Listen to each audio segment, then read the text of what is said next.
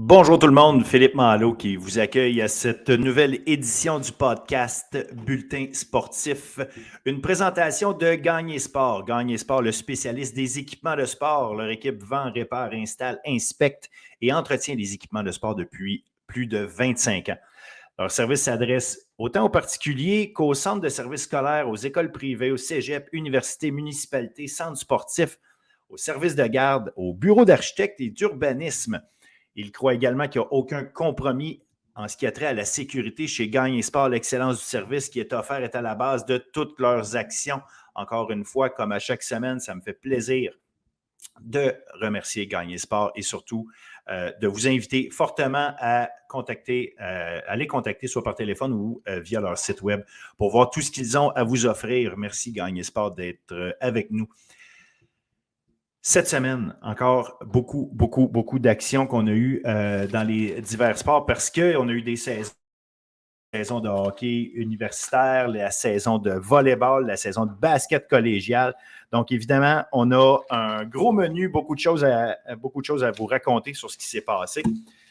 D'abord, en basket collégial, rapidement, je vous donne les pointages chez les femmes. Champlain-Saint-Lambert qui explose, est-ce que c'est le bon terme?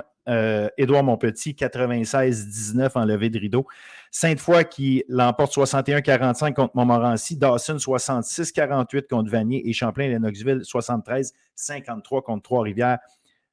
À souligner particulièrement chez Dawson, Maëva Gassam, 25 points, 8 rebonds, 4 vols de balles dans son match contre Vanier. Et Solane Touze, 24 points pour Champlain-Lennoxville dans son match. Chez les hommes, Champlain-Saint-Lambert l'emporte 79-56 contre Édouard Montpetit. Montmorency en prolongation l'emporte 109-103 contre Sainte-Foy.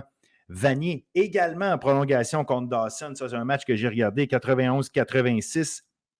Huntsic 75-55 contre John Abbott. Et un autre match qui était très intéressant, c'est Brébeuf qui recevait Thetford, des champions en titre. Eh bien, Brébeuf l'a emporté 83-74 et enfin Sherbrooke 86-81 contre l'Outaouais.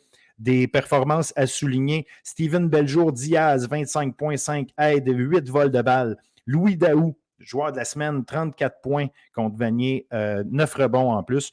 Lui, en fait, pour Vanier, excusez-moi, contre Dawson. Et Fabrice Philippe Fanzio, 26 points, 10 aides dans son match entre Thetford et Brébeuf. Donc, voilà pour le basket collégial. C'est parti de leur côté. Et juste mentionner au niveau du basket collégial, je vais vous le répéter, vous allez le savoir. Rosalie Mercil, joueuse par excellence l'année passée, des Géants de Saint-Jean. Les Géants n'ont pas commencé leur saison encore au niveau du basket, mais elles vont commencer cette semaine. Rosalie Mercil, donc, c'est notre joueuse, en fait, invitée à l'entrevue de la semaine. J'ai vraiment hâte. Je vous invite fortement à regarder cette entrevue-là. Elle est super sympathique et c'est une athlète vraiment de haut niveau qui va éventuellement quitter pour aller dans la NCAA. Alors, profitons-en pendant qu'elle est sur nos terres. Hockey collégial féminin, Lennox l'emporte en prolongation contre Limoilou. On avait hâte de voir ce match-là. Un but de Naomi Morin en prolongation. 30 arrêts pour Erika Gagné de Limoilou dans ce match. Donc, vraiment, ça risque d'être si on veut, la rivalité cette année dans le hockey féminin collégial entre Champlain-Lennoxville et Limoilou. Fait que ces confrontations-là vont toujours être intéressantes à surveiller. Parlant de Champlain-Lennoxville, chez les gars, ils n'avaient toujours pas perdu de match. Eh bien, c'est chose du passé parce que Alma l'a emporté 4-0 en fin de semaine. Thetford qui, dans ses 3 derniers matchs, est allé en prolongation à chaque fois. En fin de semaine, 2 victoires en prolongation. Ils sont 5 victoires, une défaite et une défaite en surtemps depuis leurs 7 derniers matchs. Donc, les filons de Thetford qui sont sur une bonne lancée en hockey masculin. Soccer, je suis encore dans le collégial, soccer féminin. Après Huntsic, qui a une saison pratiquement parfaite, on a Sainte-Foy qui s'est qualifié pour les éliminatoires. Ça va se passer entre Montmorency et Vanier maintenant pour savoir qui a une chance de s'ajouter parce que, il y a Huntsic, il y a Garneau et Sainte-Foy, comme je disais, qui sont qualifiés. Donc, c'est entre Montmorency et Vanier pour savoir qui va avoir la dernière place. Chez les hommes, c'est Garneau, Huntsic et Montmorency qui sont qualifiés. Donc, ça va être à surveiller. La semaine prochaine, on va avoir Vanier qui va être contre John Abbott et Champlain-Saint-Lambert contre Montmorency. Une de ces deux équipes-là va se qualifier pour les éliminatoires. Collégial, encore une fois, en volleyball féminin. Jonquière, Édouard Montpetit et Lionel Groux, toujours invaincus. Chez les hommes, Sherbrooke avait 2 matchs, eux, en fin de semaine. Une défaite contre Saint-Jean et une victoire contre Saint-Jérôme. Mentionnons Grégoire Mercier-Noël, 29 attaques marquantes en 7 matchs en fin de semaine. Donc, un joueur très, très, très explosif, toujours intéressant à regarder. Et lui aussi sera à suivre cette saison. Il joue pour Sherbrooke, pour ceux qui se poseraient la question. Au niveau universitaire, en cross-country, on avait du cross-country. Qui on a eu? Bien évidemment, ça se passait à Sherbrooke. Jessie Lacourse, Jade Bérubé et Laurence Gauthier du Vert-et-Or. Lacourse et Bérubé du Rouge et Or ont complété le podium chez les femmes. Chez les hommes, ben, c'était un podium McGill complètement, Mathieu Baudet, Tom Secheron et Jack Stanley qui ont été les 3 premiers. Donc, un podium complètement McGill en fin de semaine passée en cross-country chez les hommes. En flag football, on avait le 3e tournoi de la saison. Montréal est toujours invaincu. Les filles de l'Université de Montréal jouaient leur 2e match contre l'UQAM. Elles ont encore gagné ce match-là. Voilà, comme c'est le 3e tournoi, il en reste un. Et le dernier tournoi, on en reparlera, mais le dernier tournoi, et non seulement ce sont les derniers matchs réguliers, mais en même temps, à la fin de ce tournoi-là, on se trouve à avoir les demi-finales, les finales. Donc, ce sera le dernier événement au niveau provincial pour le flag football féminin. Comme je disais, Montréal toujours invaincu. UQAM, Concordia et l'UQTR seront également déjà qualifiés pour les éliminatoires. C'est déjà réglé de ce côté-là. Il va rester à savoir dans quel ordre et qui va jouer contre qui lors des demi-finales. On aura un UQAM contre Concordia, d'ailleurs, qui vont jouer une contre l'autre, qui va avoir un impact là-dessus. Hockey féminin. Je vous l'ai dit tantôt, c'était le début de la saison de hockey féminin. Montréal a eu l'avantage 25-15 dans les tirs au but, mais malheureusement pour elle, les Carabins se sont inclinés 3-1 face aux GGs d'Ottawa. Bishops jouait, elle, contre Carleton. Elles ont gagné leur match 2-1, 2 aides pour Maude Pépin dans la rencontre. Chez les hommes, on se rappelle, les hommes en hockey masculin, il n'y a pas de ligue au Québec dont les équipes québécoises jouent en Ontario. L'UQTR, 2 victoires. L'UQTR, champion canadien en titre, on s'en souvient. Donc, 2 victoires, 6-5 contre Queens. Ils tiraient derrière 4-1. Un retour, 2 buts d'ailleurs, alors qu'il restait 2 minutes 6 à faire au match. À l'intérieur de ça, on a marqué 2 buts pour compléter la victoire. Ils l'ont emporté 6-5. Ils ont rejoué contre Queens. Cette fois, ils l'ont emporté 4-1. McGill a eu une défaite en prolongation de 7-6 contre le Collège Royal Militaire. Concordia, le lendemain, a battu 7-0 le Collège Royal Militaire qui était peut-être fatigué. Par contre, McGill et Concordia se sont affrontés en fin de semaine et c'est McGill qui l'a emporté 5-3. Donc, ça va être à suivre tout le long de la saison. En rugby féminin, je vous en parle rarement parce que les matchs sont rarement serrés. En fait, c'est que Laval et Ottawa sont loin devant. En fin de semaine, justement, c'était le début des éliminatoires. On est en demi-finale. Sans surprise, Laval l'a emporté 93 contre Montréal. Ottawa l'a emporté 37-10 contre Carleton. Donc, on aura une finale Laval-Ottawa. Chez les hommes, des victoires pour Concordia, McGill, Bishops et Ottawa en fin de semaine. Il reste une semaine à la saison régulière de leur côté.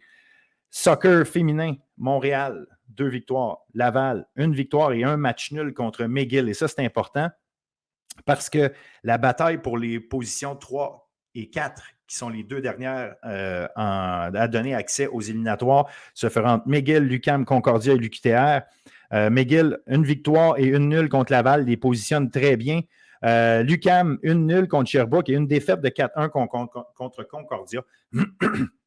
Les citadins ne se facilitent pas la vie. Aucune victoire, 3 défaites, 2 matchs nuls à leurs 5 derniers matchs, soit depuis leur victoire de 1-0 contre Laval. Ça va être intéressant de suivre, à savoir si l'UQAM va être capable d'éviter la glissade jusqu'au bout et réussir à se qualifier pour les éliminatoires.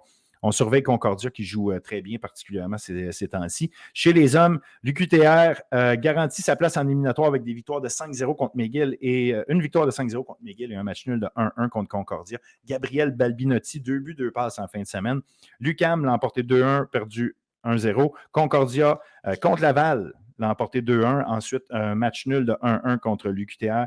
Et Laval, une victoire de 1-0 et une défaite de 2-1. Ce sont les 4 équipes que je vous donne, là, UQTR, UQAM, Concordia et Laval, qui vont se battre pour les places qui restent en éliminatoire. Et je termine avec le volleyball qui amorçait sa saison. Donc, chez les femmes, Montréal, qui n'avait pas été qualifié l'année passée en éliminatoire, notamment dû aux coupures dans l'horaire et qu'il y a eu à cause de la COVID, fait en sorte que Montréal n'a pas pu finir la saison avec autant de matchs pour pouvoir remonter la pente. Donc, elle n'était pas qualifiée. Pourtant, les Carabins, c'est une puissance au niveau du hockey, pas du hockey, que dis-je, du volleyball féminin. Donc, par contre, les Carabins ont commencé en très grande force. Des victoires de 3-1 contre Laval et 3-1 contre Sherbrooke. Olympe Desmet, 35 points, 20 réceptions défensives en 8 manches pendant la fin de semaine. J'apporte aussi votre attention la victoire de McGill contre l'UQTR. Victoria Iannotti, 19 points et 11 réceptions défensives dans cette victoire. Chez les hommes, il y avait 2 matchs. Montréal a d'abord perdu 3-2 contre Laval avant de gagner 3-2 contre Sherbrooke. Ça va être serré toute l'année entre ces 3 équipes-là. Ça va être à surveiller. Donc, voilà, ça fait le tour des actualités au niveau du sport étudiant en fin de semaine dernière. Je vous invite donc à suivre le reste de notre show aujourd'hui. Évidemment, on fait le tour du football universitaire. On avait quoi? Un Laval-Montréal. On a quoi en football collégial? On avait Limoilou contre Vieux-Montréal, donc une rencontre au sommet. On en parle au niveau universitaire, évidemment, avec Jason Bryan, Jean-Baptiste, collégial avec Chris Bemba. Et comme je vous mentionnais tout à l'heure, ne ratez surtout pas ça, l'entrevue de la semaine avec Rosalie Mercil des Géants de Saint-Jean. Alors, bon show tout le monde.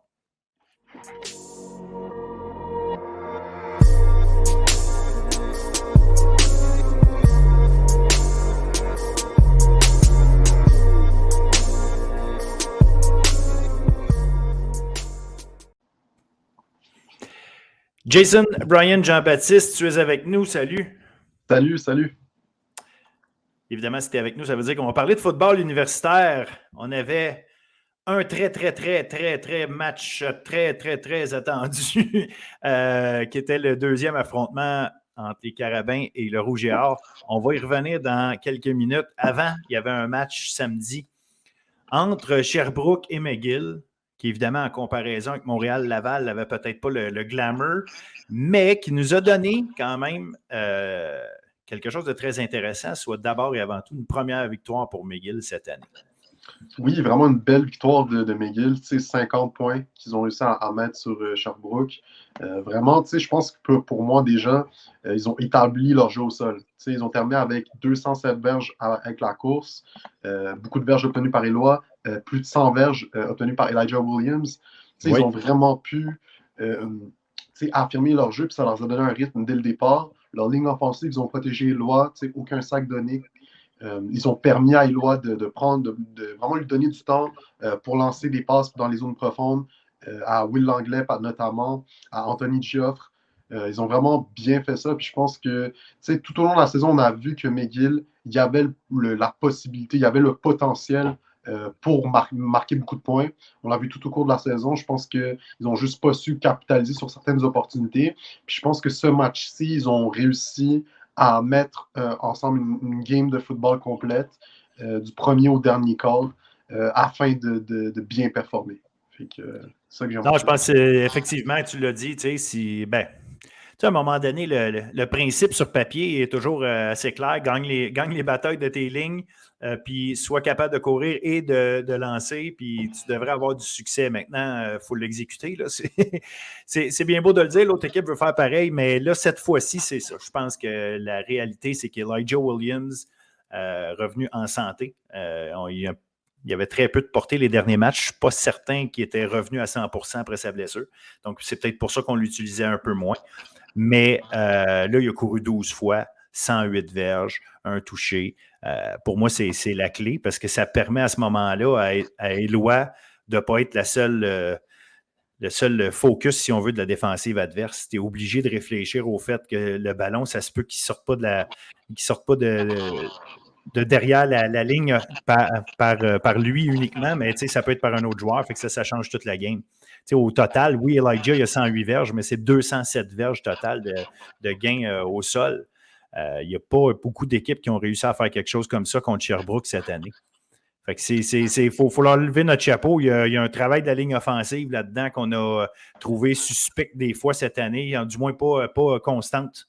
Puis, visiblement, il faut leur lever notre chapeau, même si, oui, les chiffres sont donnés à Williams, la tendresse, Simmons et compagnie, mais la ligne offensive a fait un gros travail pour être capable de protéger Éloi puis de donner ses verges-là au sol.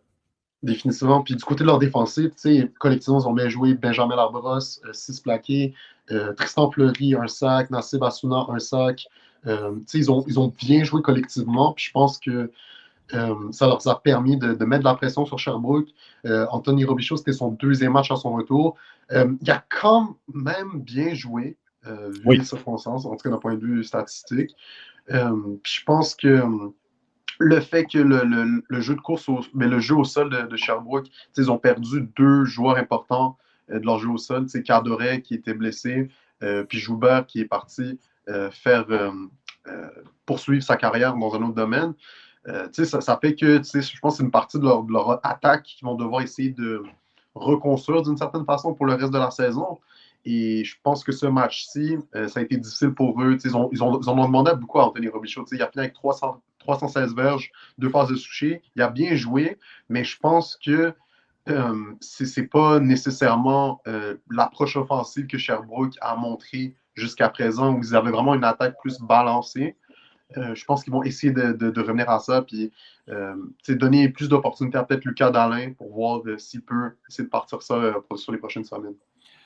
Ben oui, je pense que tu as raison, mais Lucas Dallin, quand même, bon, il y a eu 10 portées, il finit par ramasser 58 verges, ce n'est pas un mauvais match en soi. Non, c'est pas un mauvais match. Mais tu l'as dit, de toute façon, aujourd'hui, tu peux rarement rouler à un seul porteur de ballon. Fait que si ton porteur de ballon numéro 1 est là, mais que ton deuxième porteur, par exemple, des fois, c'est ton carrière, comme McGill, court beaucoup avec leur carrière, là, tu as 2 gars qui vont porter le ballon. Quand c'est un, à un moment donné, c'est limité. Puis la perte de Cadoret coûte extrêmement cher à cette attaque-là. Cadoret avait un début de saison vraiment impressionnant. Il y avait vraiment éclos par rapport à ce qu'on avait vu l'année dernière. Puis je pense que si on avait pu avoir un jeu de course à 2 têtes, ça changerait beaucoup de choses. Il faut quand même se rappeler que dans ce match-là, Sherbrooke a pris les devants 14-0 au début de match. C'était Sherbrooke là, qui avait ce match-là entre les mains. McGill n'ont juste simplement pas abandonné. Puis ils sont allés de jeu explosif en jeu explosif. Puis c'est ça, McGill. Il faut que tu arrives à les contenir de cette façon, les empêcher de te faire des jeux explosifs. Fait que si tu n'y arrives pas, regarde, c'est 50 points qu'ils ont réussi à mettre en 3 quarts. C'est ça aussi. Là. Oui, définitivement. Mais je pense que, oui, comme tu l'as dit, ils n'ont pas été capables de contenir McGill. Puis offensivement, oui, comme tu l'as dit, il va falloir qu'on trouve des manières de supporter Lucas Dallin, que ce soit des performances de d'autres joueurs. Du côté de leur receveur, William Marchand, il a connu un très gros match avec 160 verges. Pour moi, c'est un exemple de performance que je pense que pour le reste de la saison, ils vont devoir compter sur. C'est un joueur sur lequel ils vont devoir compter sur le reste de la saison. Puis juste, offensivement, ils vont devoir essayer de trouver une façon d'avoir un peu plus de balance. Ça va être intéressant à suivre. Défensivement, je pense que ce match-là, je ne vais pas me dire que c'est une aberration, mais tout au cours de la saison, on a vu que la défensive de Sherbrooke, c'est un groupe qui exécute bien, qui joue très bien. Je pense qu'ils vont apprendre de ce match-là, puis ça va être une question d'ajustement pour la suite des choses. Oui, c'est sûr et certain. Là, il y a un volet d'ajustement qui est toujours là, de toute façon, qui est constant. Mais je suis content aussi de voir McGill. Tu sais, on parle d'ajustement, mais je suis content de voir que McGill, qui était parti sur une chire un peu dans le sens où on voyait des bons joueurs. Tu parlais tantôt de Fleury et de Labrosse. En défensive, là, ça reste des joueurs très, très, très haut niveau dans cette ligue-là, à leur position. Là. On parle de gars qui sont assurément top 3 à leur position. Chacun, franchement, là, en termes d'athlètes purs, là, c'est dur à battre. Mais Autant j'ai des gars comme ça, j'ai des Darius Simmons, j'ai des Lois, j'ai du monde de haut calibre, mais on dirait qu'on n'arrivait pas à tout mettre ensemble puis avoir l'impression qu'on est une équipe structurée qui avance d'une certaine manière. Non, ça marchait. Une drive, ça démolissait 2 drives plus loin. C'était toujours comme ça. Là, on sent que c'était mieux structuré. Puis je dirais, il y a eu le ballon échappé en fin de deuxième quart, récupéré par Costa Papanicolaou, qui jouait un de ses premiers matchs, je ne sais pas son premier cette année. Non, je pense que c'était son deuxième qui jouait cette année. Tu sais, un secondaire de haut calibre là, qui a été champion plaqueur avec Vanier à sa dernière année collégiale.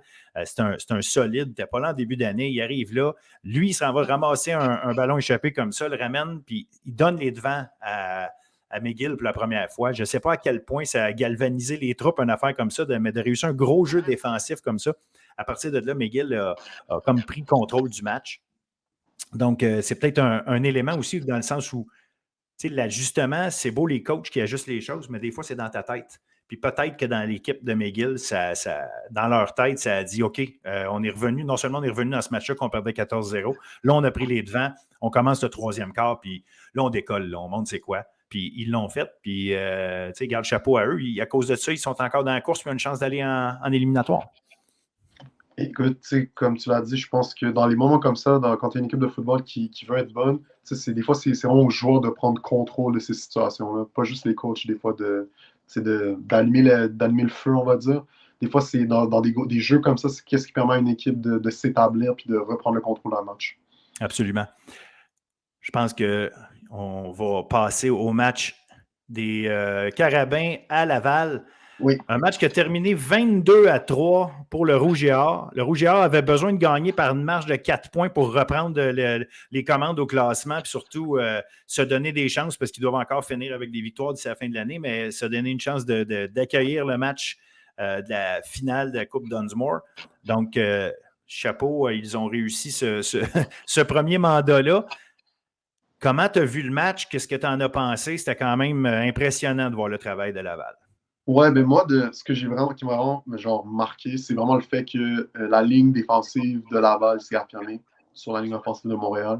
Ils ont réussi à obtenir 2 sacs, mais honnêtement, tu avais l'impression, en regardant le match, qu'à chacune des séquences offensives de Montréal, Jonathan Sénécal, il y avait de la pression. Il devait prendre des décisions rapidement ou essayer de sortir. Il y avait peu de temps pour faire ses lectures, on dirait. C'était vraiment une situation. Puis aussi, au niveau du jeu au sol, ils n'ont pas été capables nécessairement d'établir. Ils ont fini avec 66 verges totales. Dont 25 de Sénécal. Dont 25 de Sénécal. C'est pas laid. Encore une fois, Bertrand Beaulieu a été contenu. Ça revient à chaque semaine, ça. Exactement. Fait que je pense que le Rougeur, dès le début du match, ils étaient en contrôle du match. Une passe de toucher à Dansereau, l'autre passe de toucher à Kevin Mittal avant la fin de la première demi. C'est Arsenault qui a eu la passe de toucher la première. Oui, c'est ça. OK. Arsenault, excuse-moi. Mais oui, à partir de là, c'était fini. Genre, les Carabins n'ont jamais réussi à nécessairement rentrer dans le match. Mais Laval a gardé le contrôle pour le reste de la durée. Puis je pense que pour moi, c'est vraiment, comme j'ai dit, la ligne défensive de Laval qui s'est juste affirmée. Puis ils ont menotté l'offensive de Montréal. Oh, amen to that. Moi, c'est exactement ce que j'ai vu aussi. Les forces des deux équipes, c'était la défensive des Carabins contre l'attaque de Rouge et Or. C'est comme ça que je voyais ça, qui allait gagner. Mais souvent, ce qui arrive quand on met force contre force, c'est les autres aspects qui font la différence, en fait. C'est la défense, comme tu dis, du Rouge et Or qui a tellement contenu l'attaque des Carabins qu'après ça, le Rouge et Or avait juste à bien faire son travail. Puis oui, le Rouge et Or, en plus, a battu la défensive des Carabins. T'sais. Fait qu'à tous les niveaux, le Rouge et Or a dominé. Ça a été impressionnant de voir Jean-William Rouleau. C'est le genre de gars, tu regardes le match en différé, là, regardez le numéro 92 travailler là, à chaque jeu. Et il trouvait une façon d'obliger. Tu parlais de Sénécal qui était obligé de sortir de sa pochette. Ben pourquoi? Parce que Rouleau était là. Rouleau, il écrasait la ligne offensive régulièrement. Il est obligé Sénécal à sortir. Sénécal, c'est un gars qui fait des lectures rapides. Puis ça, c'est une autre affaire qu'il ne faut pas oublier. Sénécal, était très frustré après le match. Puis, encore une fois, regarde, Carl Chabot a été blessé dans le match. Là, il commence à manquer, là, c'est pas que les autres n'ont pas de talent, mais ces armes régulières. Tu sais, les gars avec qui tu es habitué, le contact œil à œil fait en sorte qu'on sait où on s'en va. Je le sais, c'est quoi son réflexe. Je le sais ce qu'il a vu de la défense. Fait qu'au lieu de continuer ma route, je vais aller m'installer entre les deux zones. Je vais aller attendre. Je le sais qu'il a vu ça. Les deux, on se voit, on se reconnaît.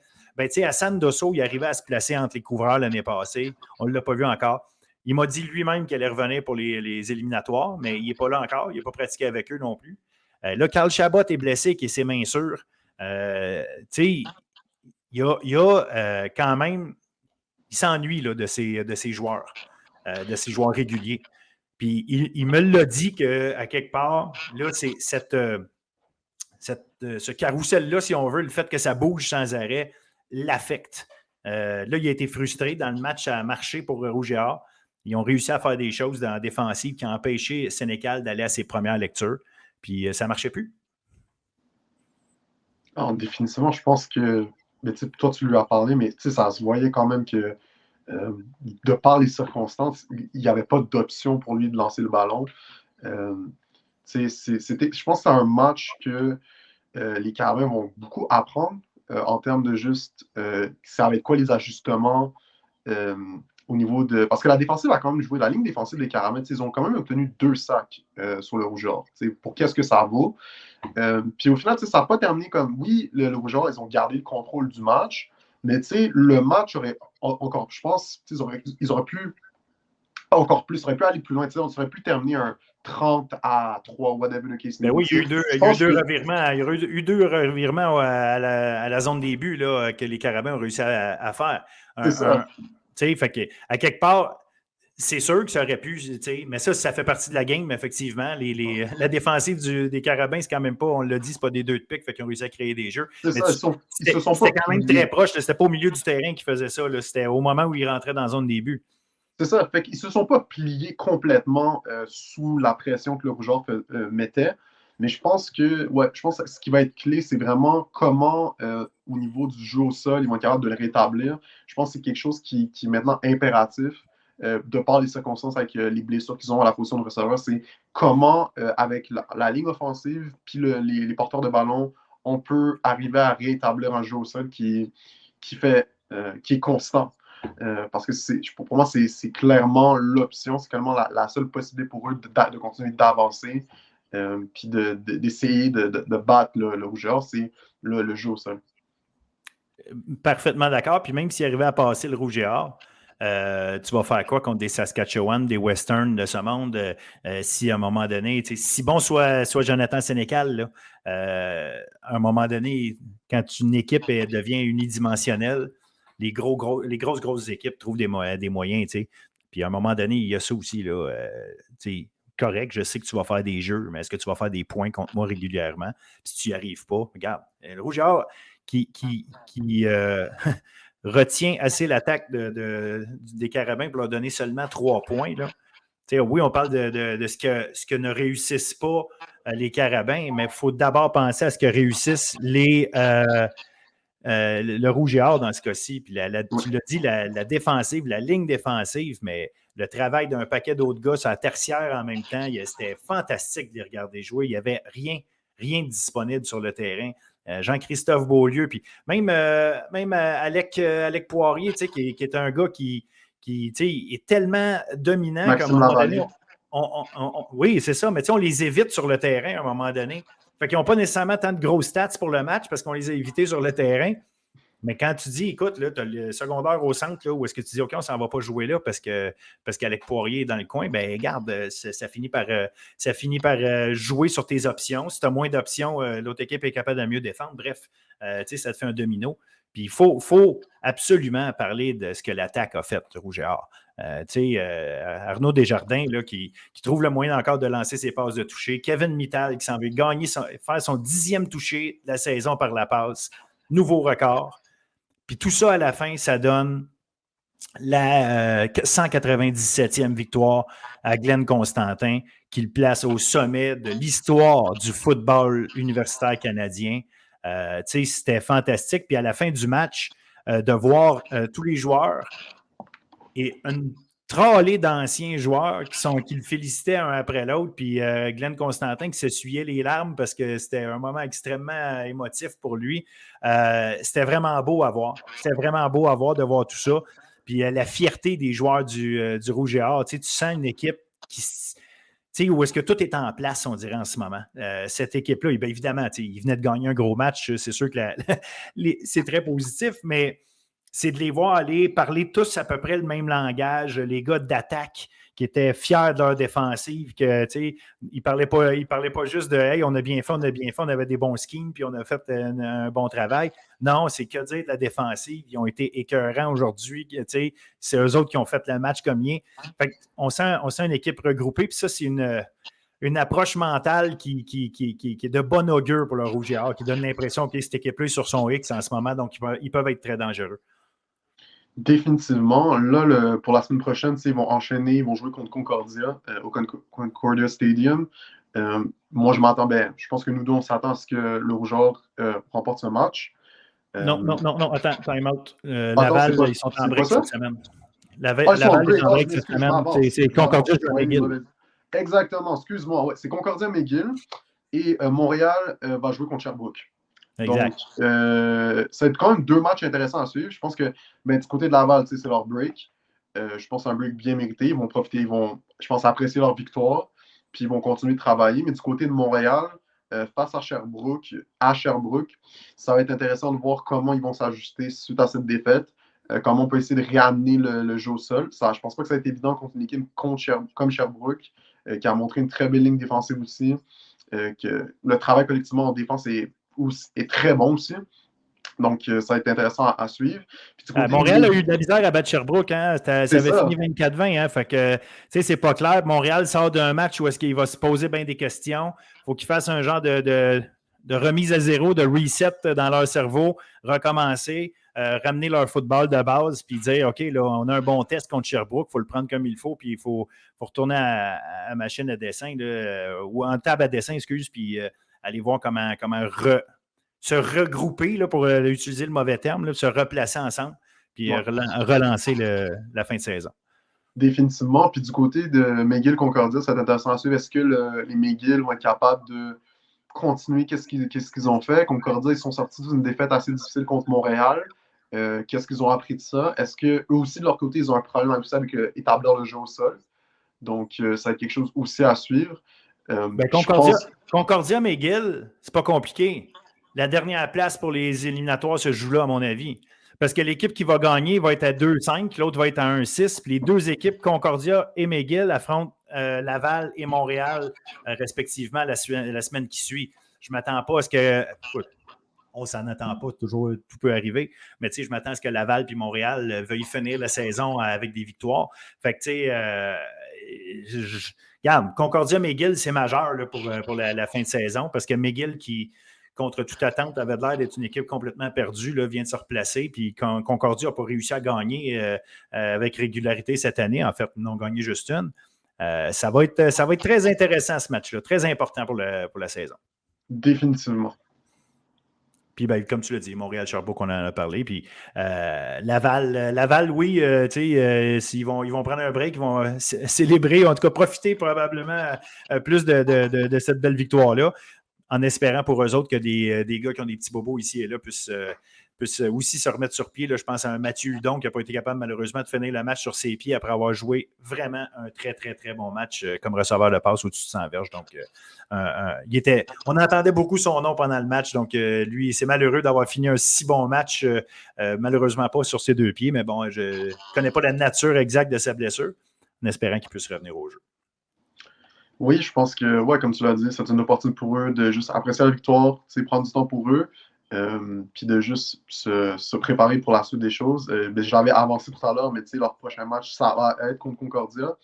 Je pense que on verra rendu là, mais ça va être intéressant à suivre. Je pense ça aussi, dépendamment de ça va être quoi le résultat entre Concordia et McGill la semaine prochaine. Absolument, ça c'est sûr que ça va jouer. Puis de toute façon, comme je dis, Laval ne peut pas échapper ce match-là. Tu ne veux pas te retrouver que tu perds ce que ça t'a donné de gagner contre Montréal. Fait que ça c'est sûr qu'ils vont.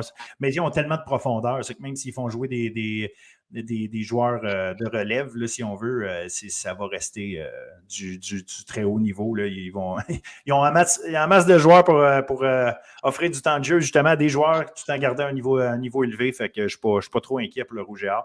En fait, ce qu'on vient de voir en fin de semaine place le Rouge et Or comme franchement l'équipe favorite, l'équipe à battre. Jusqu'à preuve du contraire, pour moi, Laval n'a pas juste pris les devants au classement, mais de la façon dont ils l'ont fait. Si on a pensé longtemps, et moi le premier, que Montréal allait avoir un léger avantage, les blessures finissent par faire mal, puis la ligne offensive qui n'a pas augmenté son rythme, si on veut. Là, on n'a pas senti une différence dans ce que les capacités de la ligne offensive à amener d'autres choses semaine après semaine. Me donne l'impression que Laval est clairement en avant en ce moment. Mais bon, il va rester un match de Dunsmore à jouer entre les deux. Puis il reste surtout à se rendre de la Dunsmore. Oui, toujours. Mais tu sais, moi, je garde la même mentalité que la semaine dernière quand je parlais de ce match-ci. C'est pour moi, tu sais, pour moi, les circonstances dans lesquelles les Carabins peuvent gagner contre Laval, ça va vraiment être garder le match proche. Puis, tu sais, faire très bien jouer dans un gros moment au quatrième quart.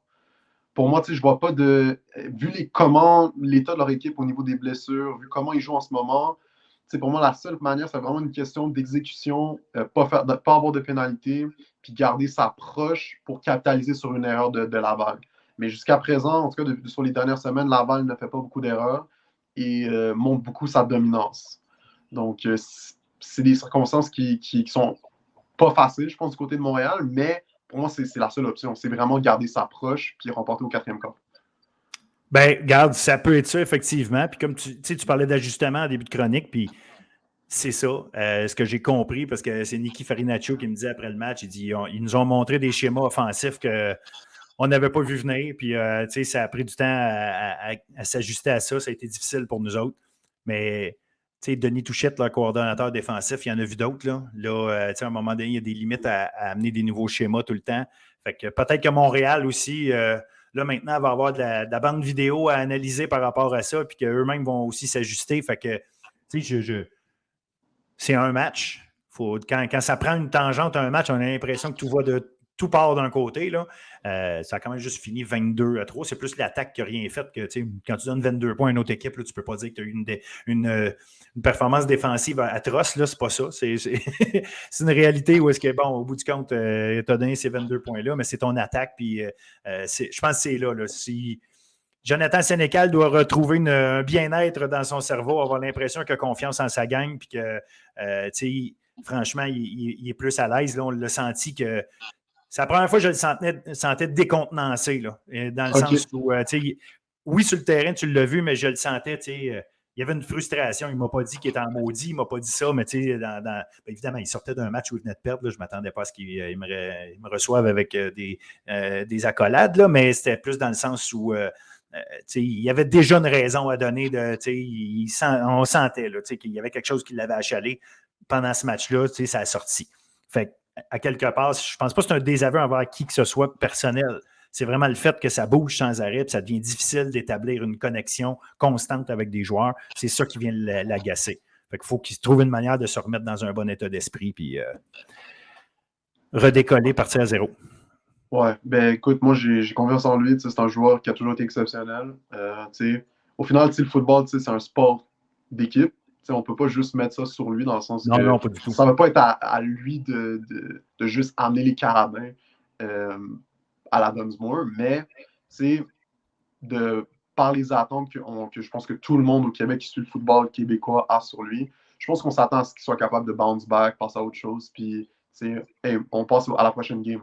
Puis ça va être contre Sherbrooke, puis ça va être intéressant de voir comment lui va performer, mais comment aussi collectivement en offensive, il va être capable de s'ajuster pour aller de l'avant. Exact. Fait que c'est à suivre. Donc, vendredi, Concordia à McGill. Malheureusement, encore une fois, le match n'est pas télédiffusé. Les matchs à McGill, c'est souvent le cas. La raison étant que les installations de télévisuelles et de production à McGill appartiennent à Bell Media et à RDS. C'est une des raisons. Puis à chaque fois, les gens de TVA Sport doivent payer un surplus pour avoir accès à ça. Je comprends que ce n'est pas nécessairement avantageux. Donc, non, mais c'est ça, ça revient très cher. Puis, regarde, c'est la game entre eux. Ce qui fait que le match ne sera pas télédiffusé, mais vous pourrez le voir sur le web, moyennant quelques bidous sur le site de McGill. Sinon, c'est samedi à 13h, Montréal à Sherbrooke. À Sherbrooke. Écoute, ça va être fun à suivre, comme on a dit. Yes, fait que je te souhaite une excellente semaine, encore une fois, du bon football universitaire en fin de semaine prochaine. Oui, je souhaite une bonne semaine à tous les auditeurs. Salut. Salut.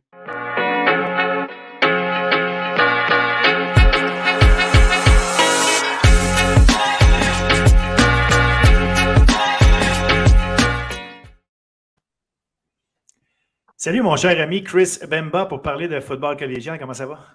Très bien, toi, Phil? Yes, sir, merci. On avait une fin de semaine tranquille la semaine d'avant. Là, back to business.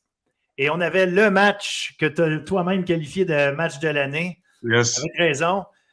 Les deux équipes numéro 1 en Division 1, les deux équipes qui étaient invaincues. Vieux-Montréal visitait Limoilou samedi. Et on a déterminé qui est au top. Puis les Titans de Limoilou ont gagné 32-22. Yes. Un pointage assez serré. Par contre, si la première demi, a été serrée, c'était 14-10 pour Vieux-Montréal. Après une demi, faut quand même voir que c'est 22-8 la deuxième partie, la deuxième demi. Et puis, dans le fond, 22-8, oui, mais ça finit quand même sur... il y a eu un toucher...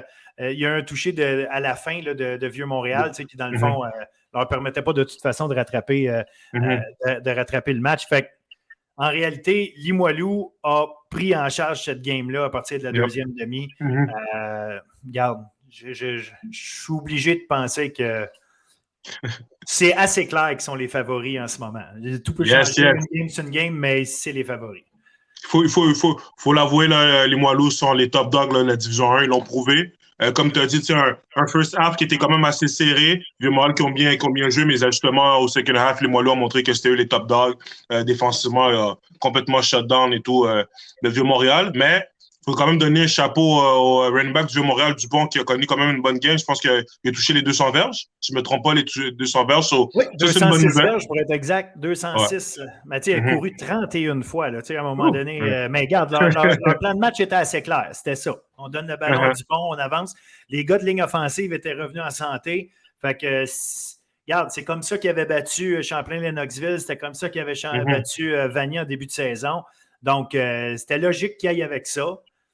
Par contre, j'aurais aimé peut-être voir Jérémy Fife réussir un peu plus de jeu et tout, mais bon, ça restait contre une grosse défensive.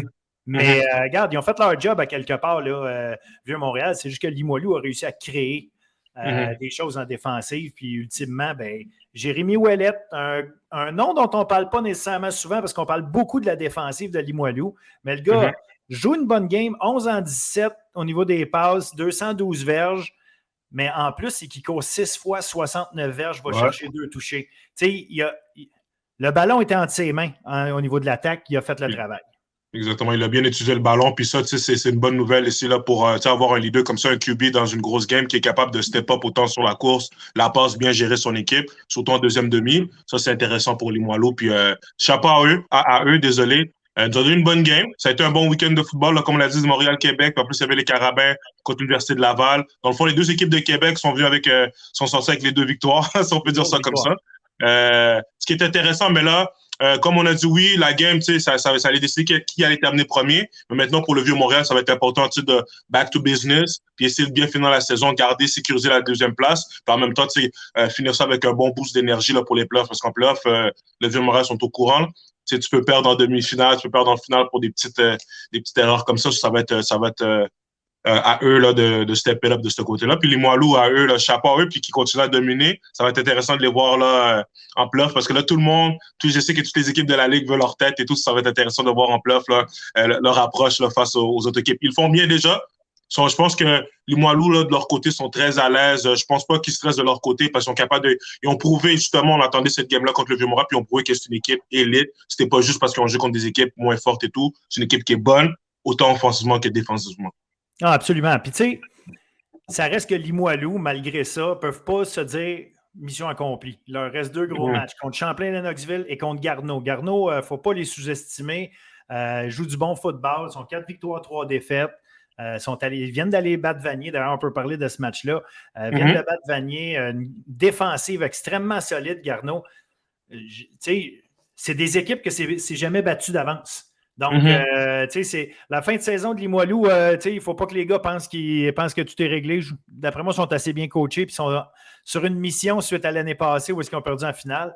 Je pense qu'ils savent où ils s'en vont, sont bien concentrés sur leurs objectifs. Je ne suis pas inquiet, mais c'est juste de dire que la partie est loin d'être terminée. Là. Ils n'ont pas encore une bague au doigt. C'est pas fini tout ça. Pas fini, absolument. Absolument. Puis tu l'as dit, Vieux-Montréal, Vieux-Montréal, regarde, c'est pas. Je suis sûr qu'il y a des gars qui ont encore quelques petits bobos là-dedans, mais même s'ils se sont tous présentés au match, il y a des choses il y a des choses, tu vois que il aurait sûrement aimé qu'ils fonctionnent mieux. Un peu plus de passes. Abdallah Traoré, on ne l'a pas vu top-notch cette année. On ne l'a pas vu en parfaite santé encore. C'est tellement un gars qui est capable d'être un game changer. Donc, j'espère qu'il est dans une type de forme qui peut s'améliorer d'ici la fin. Parce que, évidemment, il va être une clé là, pour. Ils ont besoin de leur gars en santé là, pour les playoffs. Là. Ils doivent être en santé. Là. Yep. Regarde, on voulait en parler. Garneau, j'ai été impressionné. Là. Vanier avait mangé une volée contre Limoilou. La semaine d'après, se relève, s'en vont battre Champlain-Lennoxville. Et là, tu dis, OK, Vanier a décidé qu'il se replaçait. Mais il marque 3 points. 3 points dans le match au complet. Regarde, chapeau à Garneau, là, ils ont fait un travail formidable. Édouard Bolduc, le secondaire Édouard Bolduc, 12,5 plaqués, 4 sacs du corps. Le gars en a joué une grosse pendant que son équipe avait besoin de lui. Ça vient de là beaucoup. Là, fait que, non, regarde, une game défensive extraordinaire de la part de Garneau. Garneau, c'est ça qui est intéressant avec eux. Tu l'as dit, défensivement, ils sont très intéressants. Tu le dis depuis le début de l'année. Puis je pense que c'est ça qui fait la différence dans des matchs comme ça et tout. Puis c'est intéressant de les voir. Puis encore une fois, on dirait qu'à chaque semaine, il y a toujours une équipe qui nous surprend, même si on connaît quand même leur potentiel de Garneau, mais quand même une victoire quand même 17-3. Si on voit un message, comme tu as dit, Vanier, qui ont battu Champlain, qu'eux, ils viennent avec un certain hype, Garneau qui vient. C'est intéressant de voir à chaque semaine des équipes comme ça qui se battent et tout. Puis là, on peut regarder le classement. Là, si on regarde le classement, là, c'est quand même, si on regarde à partir de la 3e place là, jusqu'à la 6e place, sont pas mal égales, tu vois. Puis c'est pour ça que la fin de saison, comme j'ai dit, toutes les équipes vont faire les playoffs, mais ça va juste être de savoir qui va terminer à quelle position pour savoir qui va avoir l'avantage du terrain. Puis moi, je pense que c'est important en playoffs. Ça va être intéressant de voir les 2 matchs. Champlain et Knoxville sont à 2 défaites. Ça va être à eux de bien terminer la saison. Là, parce que là, c'était les favoris en début. Je me rappelle en début de saison, ils étaient dans le top 2. On est descendu au top 3, puis là, ils sont en. Il faut bien terminer la saison. Ben, c'est une équipe qui est extrêmement difficile à battre, en réalité, Champlain-Lennoxville, parce qu'ils sont tellement gros et forts. Leur défensive est très, très, très forte. Ils ont des gros joueurs de ligne offensive et un jeu au sol solide avec 2 porteurs de ballon, Zachary Bouchard puis Jerry Momo. Regarde, ils ont battu André Grasset 23-10. D'ailleurs, pour Grasset, c'était Gonzalez qui était carrière et non Esteban Bedoya. Je ne sais pas, je ne me suis pas informé malheureusement. Là, je ne peux pas vous répondre. Ceux qui le savent, tant mieux, qui nous écoutent. Mais je ne sais pas pourquoi ce n'était pas Bedoya qui était aux commandes de l'attaque. Mais ceci dit, Gonzalez n'a pas mal fait. C'est vraiment juste parce que Champlain-Lennox a juste rien donné. Ouais. Puis on couru. À un moment donné, there's so much you can do là, quand l'autre équipe court. Si tu n'arrives pas à les arrêter, puis c'est peut-être un des problèmes justement de Grasset. Un bon jeu pour mettre de la pression sur un carrière, un bon jeu avec la tertiaire, il y a des bons joueurs, mais à un moment donné, je ne sais pas, au niveau du sol, il y a quelque chose, la défensive n'arrive pas à arrêter les grosses équipes au sol, puis ça a été le problème, puis Champlain-Lennoxville, là, eux autres, ils n'ont pas besoin de finir le match 58-2 pour t'avoir planté. Le score, c'est une chose, souvent c'est parce qu'ils ont eu le contrôle du ballon tout le long du match, ils t'ont squeezé en défense, puis ils ont couru, fait ça fait les points que ça fait, 23-10. Donc, Champlain-Lennoxville, oui, 2 défaites, c'est vrai, mais ça reste une équipe que si j'étais un des favoris comme Limoilou, d'ailleurs, on va aller voir Limoilou jouer contre Champlain-Lennox le prochain match. Si j'étais une équipe comme Limoilou, c'est sûr que j'aimerais ça qu'une autre équipe élimine Champlain-Lennoxville avant de les affronter. C'est vrai que Champlain, parce que Champlain, ils ont le potentiel de battre. C'est une équipe qui est capable de battre n'importe qui dans la ligue aussi. Parce que, je veux dire, malgré leurs 2 défaites, je pense que c'est des équipes, comme tu as dit, qui sont capables de donner des games. Oui, il y a le score final, on peut regarder, puis des fois, les écarts sont pas trop élevés, mais comme c'est une équipe physique, puis comme tu as dit, quand tu finis la game, peut-être que le score va être tête, mais tu sens les coups, puis tu vas te rappeler que le gars devant toi, il t'a dominé toute la game. Je pense que c'est l'approche à avoir dans les playoffs et tout. Puis, les Knox le font déjà. Ça va être intéressant, comme tu as dit, le débat en playoffs. Ça va pas être une équipe à prendre à la légère. Malgré le fait que, comme tu as dit, ils ont perdu une game contre Vanny qui était quand même surprenant et tout. Mais je pense que c'est une équipe quand même à survivre. Puis c'est ça qui est intéressant avec la division 1. Les playoffs vont être intéressants. Là, la game of the year est passée. Là, maintenant, on peut retourner à regarder toutes les équipes et regarder le bon fin de saison là, en division 1. Puis j'ai hâte au playoff. Même s'il reste 2 semaines encore, j'ai vraiment hâte au playoff. Ça va être du bon football qu'on va voir. On va voir. C'est sûr. C'est tout le temps là. Puis plus ça approche, plus dans le fond, on voit des games qui ont une ambiance tranquillement pas vite d'éliminatoire parce que ça a un impact sur le classement, ce qui est une chose. Puis en plus, les équipes veulent se préparer. Puis, je parlais de Momo puis Bouchard. Ensemble, ils ont couru pour 300 verges contre Grasset. Quand je te donnais des chiffres, là, on est là. Donc, regarde, ça va être intéressant. On a eu Lévis contre Lionel Gros. Il faut en parler parce qu'en temps normal, c'est les 2 équipes de bas de classement avec Saint-Jean. Ouais. C'est les équipes de bas de classement, mais Lionel Gros a gagné son premier match de la saison. Ouais. Sur le dernier jeu du match. Yeah. La vieille combinaison du temps du juvénile puis du cadet entre Marc-Antoine Charlebois puis Liam Lauzon, les 2 recrues, qui donnent la victoire à Lionel Gros 27 à 20. Extraordinaire. En plus, c'était le premier touché aussi de Liam Lauzon, son premier touché en carrière et tout, au niveau collégial et tout, faire gagner son équipe. C'est vraiment été un beau moment. La game, si on parle de la game, là, du côté des 2 équipes, il y a eu beaucoup de revirements. Du côté de Lionel Gros, j'ai remarqué que les entraîneurs, ils cherchaient, c'est comme si au niveau de l'offensive, ils cherchaient leur beat, ils ont changé de carrière arrière.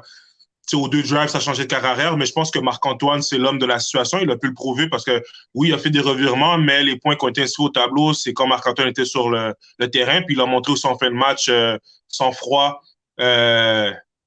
lancer une passe de toucher à Liam Lauzon, que lui qui a fait un catch extraordinaire et tout, donné leur première victoire de la saison. C'est vraiment un bon moment aussi.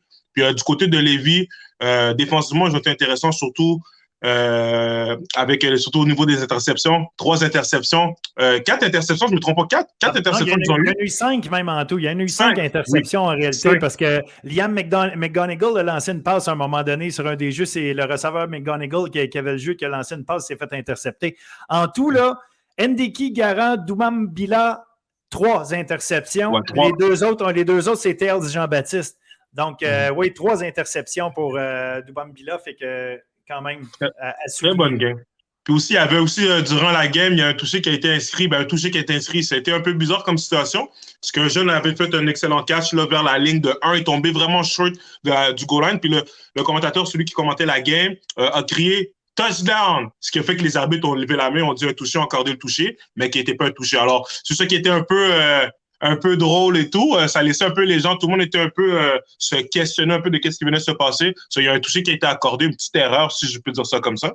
Mais un touché, ce qui est drôle là-dedans, c'est que ce que tu me racontes là, c'est que je pense que c'est un touché de Lévis, alors qu'on était à Lionel Gros. C'est l'annonceur de Lionel Gros qui crie touché pour Lévis, alors que c'était pas vraiment un touché. Fait que finalement, les arbitres donnent le touché. Exactement. Donc l'annonceur de Lionel Gros a dit. Dieu merci, à la fin de match, je suis pas content d'aller chercher la game. Sinon, je pense que ce jeu-là, on leur a reparlé un peu. Mais sinon, si on parle de la game en général, comme ça, il y a eu beaucoup de revirements et tout, mais Lionel Gros est venu à finir la game on top et tout. So, félicitations à Lionel Gros pour leur première victoire. Puis ça va être important aussi à eux. Ils vont jouer contre Saint-Jean la prochaine game. Ça va être important à eux d'aller chercher une victoire aussi de ce côté-là, avec un petit boost d'énergie qu'ils ont eu là, pour la dernière game et tout. Exact. Puis, tu sais, on a beau dire, c'est pas mal, parce que c'est les 7 premières équipes, là, on le répète, qui sont qualifiées pour les éliminatoires.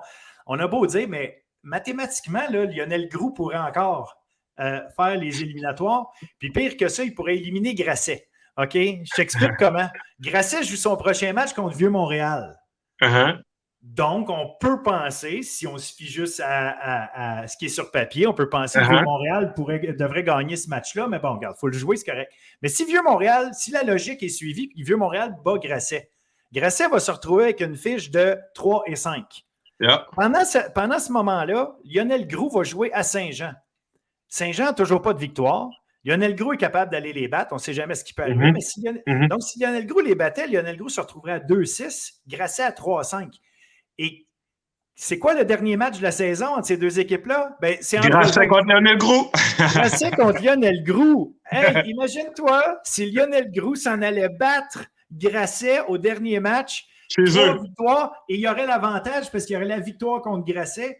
Exact. On pourrait se retrouver avec un dernier match de la saison, Lionel Groux contre Grasset. Personne n'aurait pu s'attendre à ça, mais ça pourrait être le match qui décide qui a la dernière place en éliminatoire.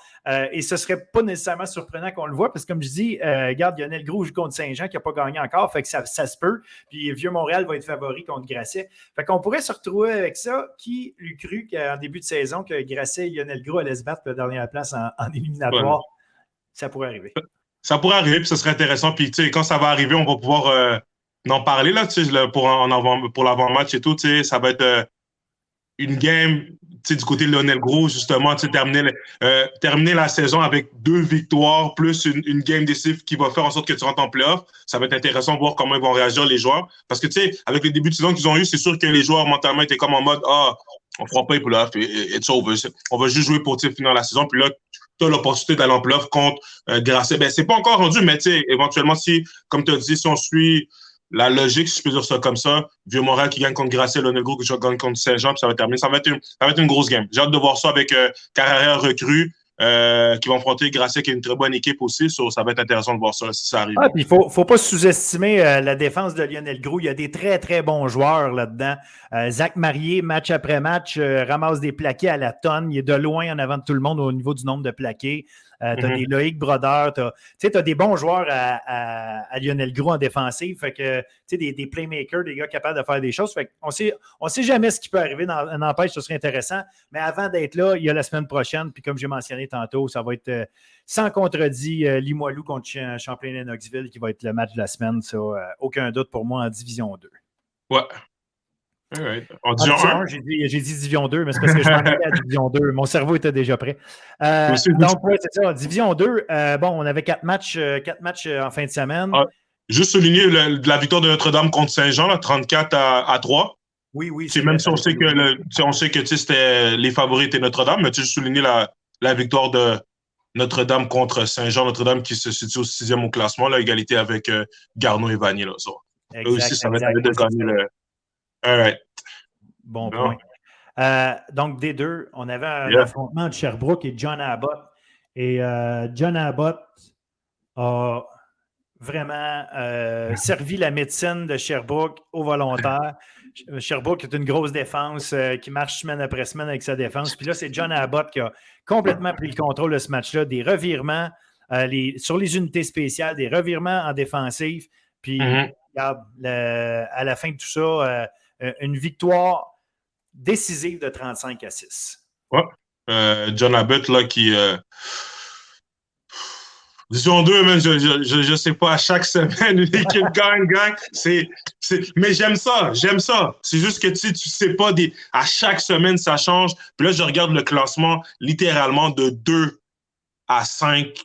Les équipes ont la même fiche, puis je pense que ces équipes-là ont la même force. C'est ça qui est intéressant à chaque semaine. Tu sais pas qu'est-ce qui va se passer. Puis je pense, qu'est-ce qui est encore plus intéressant, c'est là que on voit la différence avec le coaching staff, le game plan, la préparation. Parce que quand on affronte une équipe dans une ligue, que les équipes sont quand même assez similaires en termes de niveau, tu sais, de force et tout, là, ça va jouer avec justement avec le plan de match, avec la préparation des joueurs, la préparation des coachs. Puis c'est là que tu vois justement c'est qui les big dogs. Je parle en termes de coaching staff. Je dis pas que les coachs qui perdent sont des moins bons coachs, mais c'est sûr que les autres coachs ont été mieux préparés, puis c'est des games d'échecs, puis ça, j'aime ça, parce que si tu parles au niveau du personnel, des joueurs et tout, sont pas mal, je pense, autant le terrain est quand même assez égal. Ça va être au coach, justement, d'utiliser leur football IQ pour justement arriver avec des victoires dans des matchs comme ça et tout. C'est vraiment chapeau à John Abbott, Sherbrooke. Comme tu as dit, que c'est pour moi, même malgré la défaite, c'est une équipe qui nous a montré durant la saison qu'ils sont capables de compétitionner, qui ont une bonne défense. C'est sûr que ça fait mal, accorder 35 points comme ça, mais it is what it is.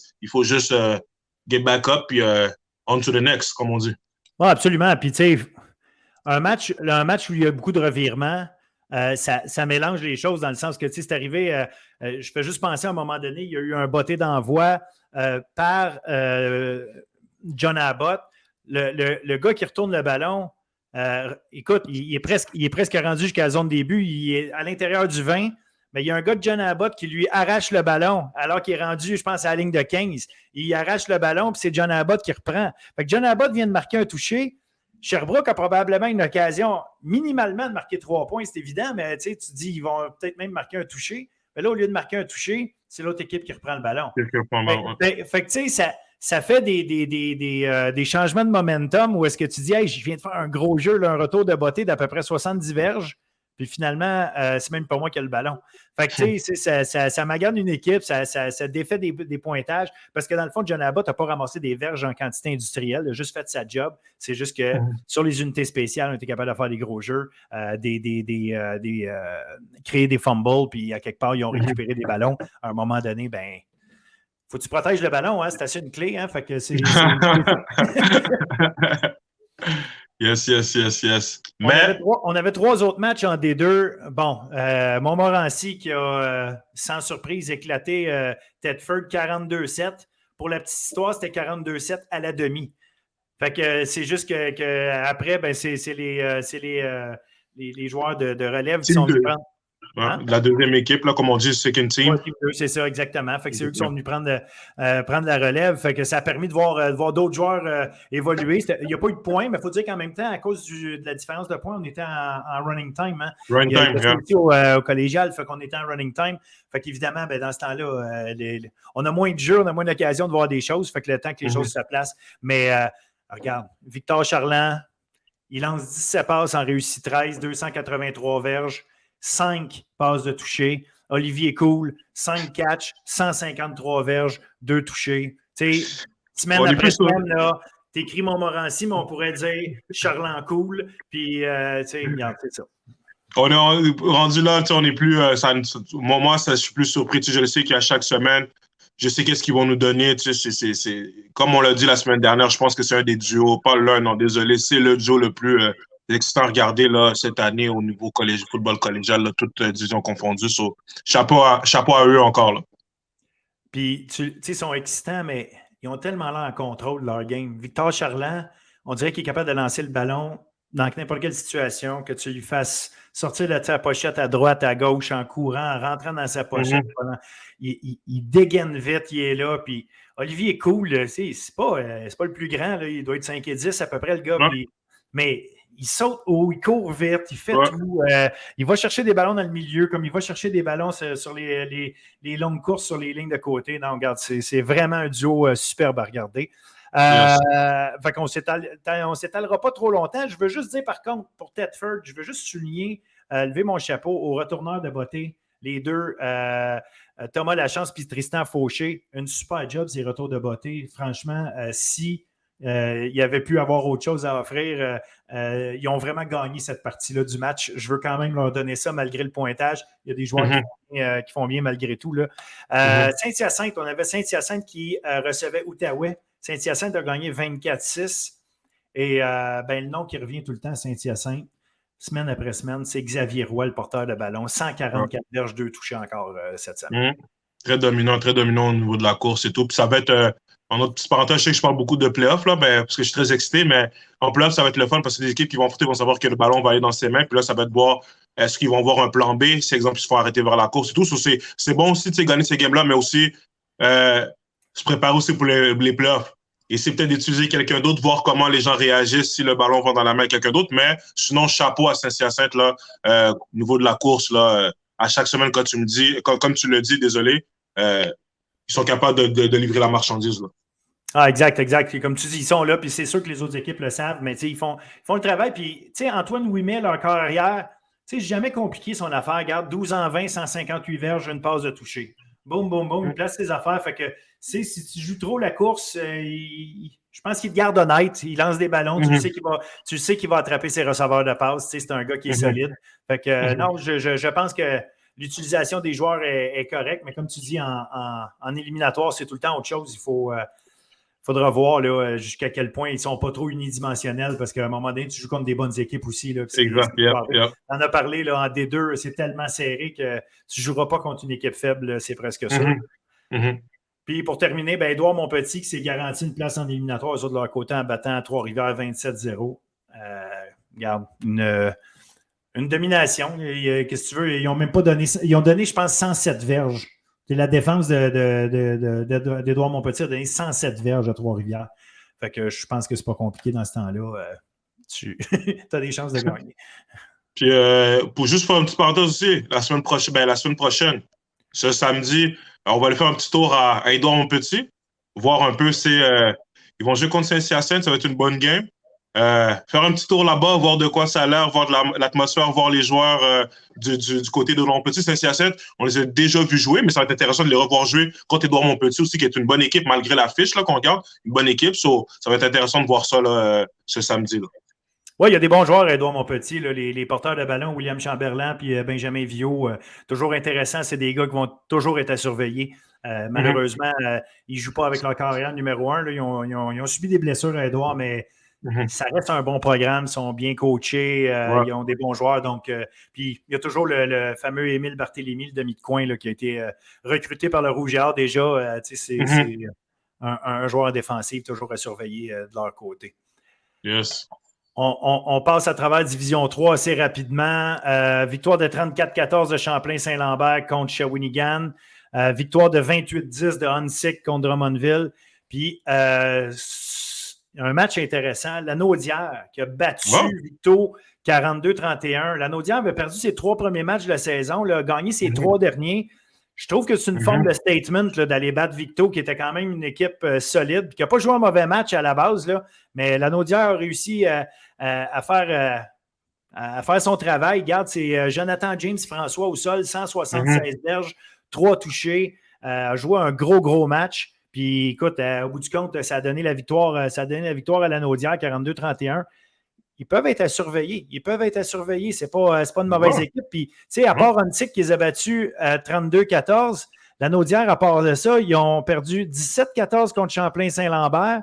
Et la première fois, ils avaient perdu 36-0 contre Victo. Là, ils se sont repris. Fait que, tu sais, s'ils sont capables de se reprendre comme ça contre les équipes, tu sais, il y a eu de l'ajustement. Donc, ça va être intéressant de voir ce que Lanaudière va faire pour le reste de la saison.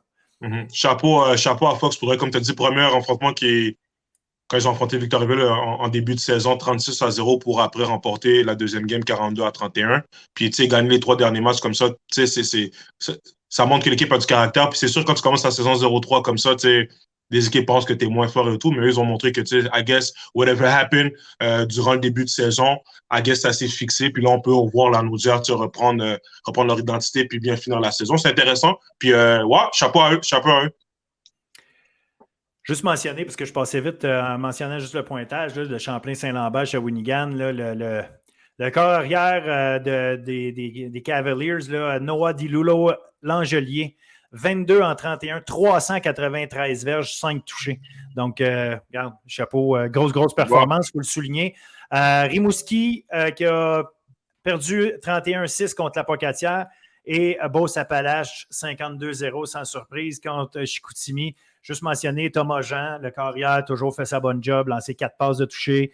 Il a lui-même porté le ballon pour un autre touché au sol.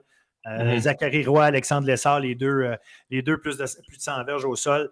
Fait tu en parlais la semaine dernière, c'est de s'assurer que ces équipes-là, quand tu es une équipe qui domine, de rester concentré, rester à son affaire. Visiblement, là, coach Marc Loranger et compagnie, là, ils font leur travail parce que les gars. J'ai hâte de voir. J'ai hâte de voir Beauce-Appalaches. J'aime leur swag, si je peux dire ça comme ça. Leur énergique et tout. Ils sont intéressants, mais comme j'ai dit, j'ai hâte de les voir en playoff et tout. Ça va être intéressant aussi. Jonquière aussi, mais Beauce-Appalaches, c'est une équipe que j'ai très, très, très hâte de regarder. De ce que j'entends, c'est une très bonne équipe. bien coachés, ils ont une belle communauté et tout. C'est un beau programme de football. Ça va être intéressant de les voir cette année là, en playoff là, contre l'autre section. Là. Ça va être beau à voir. Ah, absolument. Tu as raison. Puis c'est ça qui rend ça un peu le fun, c'est de dire, bon, ils ne se voient pas de l'année. Fait que quand ça arrive en éliminatoire, de croiser puis de commencer à voir les équipes s'affronter en division, en différentes sections, ben ça apporte d'autres choses qu'on n'est pas capable de voir pendant la saison parce que c'est dur de mesurer la différence. Donc, voilà, ça fait le tour. Une bonne demi-heure quand même. Regarde, on avait des choses à dire, c'est correct. C'est toujours intéressant. Ça peut même prendre, guys, ça peut même prendre 2 heures. Vous allez toujours être entertained. On parle toujours de quelque chose d'intéressant. C'est jamais trop long. Avec nous, c'est jamais trop long. Jamais trop long. Yes, ben, je suis bien d'accord. J'en parlerai longtemps aussi. Mais regarde, comme on se dit, on fait le tour, on essaie de donner le maximum d'infos au monde pour qu'ils puissent profiter, savoir c'est qui les joueurs à surveiller, qu'est-ce qui se passe un peu partout dans la province au niveau du football collégial avec Chris Bemba chaque fois. Donc, un gros merci à toi, Chris. Puis on se reparle encore la semaine prochaine. On va encore avoir du gros football. Puis tu nous reviens avec des images de Saint-Hyacinthe et Édouard Montpetit. On peut aussi une petite parenthèse, on va faire un petit 2 pour 1, étant donné que Huntsic joue dimanche, puis c'est le match définition, on va faire un petit tour à Huntsic aussi, prendre des petites images là, pour leur match là, homecoming, soirée finissant et tout. So, un petit 2 pour 1 pour vous autres la semaine prochaine. Là. Contre Victo. Fait que ça va être intéressant. Qui va vouloir en plus, en plus, oui. Puis, ils ont un très bon carrière en Victo, je veux juste le rappeler. Là, Olivier Robichaud, c'est tout un joueur de football. Fait que non, ça va être intéressant à suivre. Hey, yes, encore un bon week-end de football. Yes, sir. Fait que merci encore, mon cher Chris, puis à très bientôt. Merci à toi. Salut.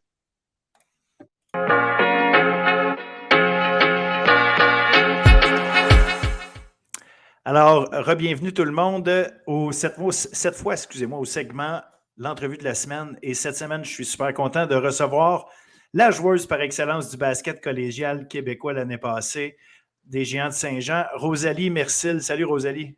Allô tout le monde. Allô, Philippe Malo. Ben écoute, moi, je suis super content de te recevoir parce que c'est la première fois qu'on se parle. On s'est déjà écrit comme ça, mais c'est la première fois qu'on se parle ensemble. Et puis, bien évidemment, avec la saison de basket qui a commencé en fait la semaine dernière, mais vous autres, Saint-Jean, vous n'avez pas joué, qui commence. Donc, je me disais que c'était le meilleur moment pour pouvoir parler avec toi parce que je pense que les gens ont intérêt à te surveiller cette année. Si le passé est garant de l'avenir, on devrait avoir quelque chose de beau. Tu as été, puis là, je vais faire un résumé, un vrai résumé. Ce ne sera pas un résumé, ça va être qu'est-ce que tu as fait l'année passée. Première équipe d'étoiles au Canada et au Québec, joueuse par excellence, comme je le disais, 16,5 points par match, première évidemment au Québec pour ça, 51,5% des tirs réussis, 82,5% au niveau des lancers francs, ça c'est 5e, 2,8 vols de balles par match, 2e au Québec, 49% sur les tirs de 3 points, 2,3 tirs de 3 points par match, c'est première au Québec. Donc, ça ressemble à ça pour ta saison collégiale. Raconte-moi et raconte-nous d'où tu viens, quand est-ce que tu as commencé à jouer au basket, d'où ça te vient, est-ce que c'est le basket ou rien, ou tu as fait d'autres sports? Bref, je te laisse nous raconter un peu ton parcours. Oui, parfait. Dans le fond, moi, j'ai toujours habité à Saint-Jean, j'ai commencé avec où est-ce que je viens. Puis, dans le fond, j'étais en langue et communication à l'école Amel. Donc, j'essaie d'apprendre l'anglais parce que ma mère parle anglais, puis un peu moins mon père, mais disons, je n'étais pas trop entourée de personnes qui parlent en anglais. Donc là, j'essayais à l'école Amel. Puis là, c'est là que j'ai rencontré un des très bons profs d'éduc. Puis il m'a fait tous les sports. J'ai tout pratiqué les sports. Que ce soit le volleyball, le handball, nommer les sports, le cross-country. Même, j'ai fait de cross-country genre de la commission scolaire. Je suis genre arrivée 2e, là, genre, j'étais full fière. Mais dans le fond, j'ai toujours été une grande sportive. Puis là, ma mère m'avait inscrite, c'est ça, en 5e année en natation. Puis, j'étais supposée être une nageuse. Puis, j'avais tout fait mes cours, là, genre mes juniors, des trucs comme ça. Là. Puis, à chaque fois que je faisais mes cours, les profs étaient comme « Hey, elle devrait faire la compétition, elle devrait faire la compétition. » Fait que là, ma mère m'a inscrite. Puis là, finalement, 2 semaines avant mon premier entraînement de natation, j'ai fait ma première pratique de basket. Et j'ai tombé en amour avec le basket. Puis, c'est comme ça que j'ai commencé. OK, fait qu'au point, mais est-ce que tu as fait ta compétition pareil ou même pas? Non, j'ai vraiment aimé. j'aimais vraiment le basket. J'étais comme, non, maman, je veux pas faire la natation, c'est plate. C'est un sport individuel. Puis, tu sais, j'aimais ça être en groupe de personnes. OK. Je me faisais des amis. J'avais des amis dans mon équipe. Puis, un sport individuel, c'était moins mon truc. Moi, je voulais vraiment être entourée tout plein de mes amis. Fait que ça a flashé quand tu es tombé sur le basket, parce que c'est quand même spécial. Tu en allais faire ta première compétition. Tu dis non, j'y vais même pas. J'ai fait une pratique de basket. Puis là, c'est ma vie, c'est le basket. Exact. Mais oui, c'est ça. Puis, tu sais, je me rappelle, mon premier coach, il me disait tout le temps, dans le fond, j'étais comme une poule pas de tête. Je courais avec le ballon. Je savais pas comment jouer, mais je volais plein de balles. Regarde, ça va encore dans mes stats de cégep. Je courais partout, puis j'avais beaucoup d'énergie. Donc, ils ont vu mon potentiel, puis ils m'ont invité par la suite à aller en sport-études.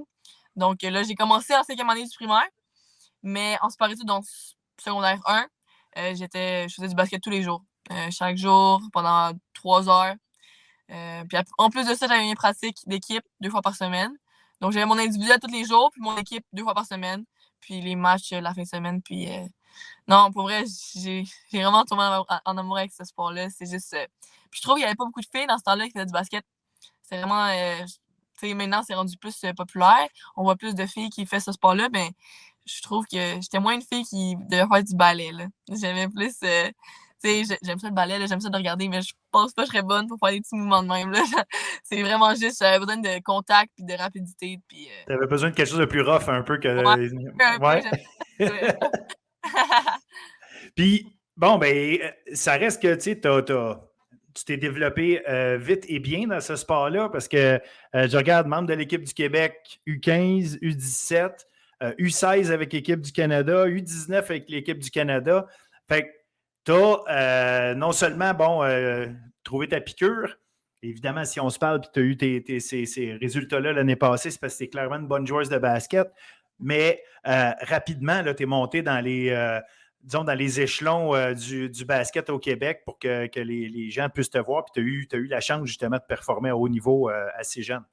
Oui, mais je pense que qu'est-ce qui m'a vraiment aidé, c'est que quand moi j'ai commencé le basket en 5e année du primaire, dans le fond, j'étais pas la meilleure de mon équipe du tout. Là. Genre, il y avait des filles qui faisaient depuis la maternelle qui faisaient de basket. Là. À Saint-Jean, les personnes de Saint-Jean vont peut-être comprendre, mais l'école au Cadvan, c'est comme l'équipe sportive de basket. Et ils torchaient tout le monde. Là. C'était vraiment.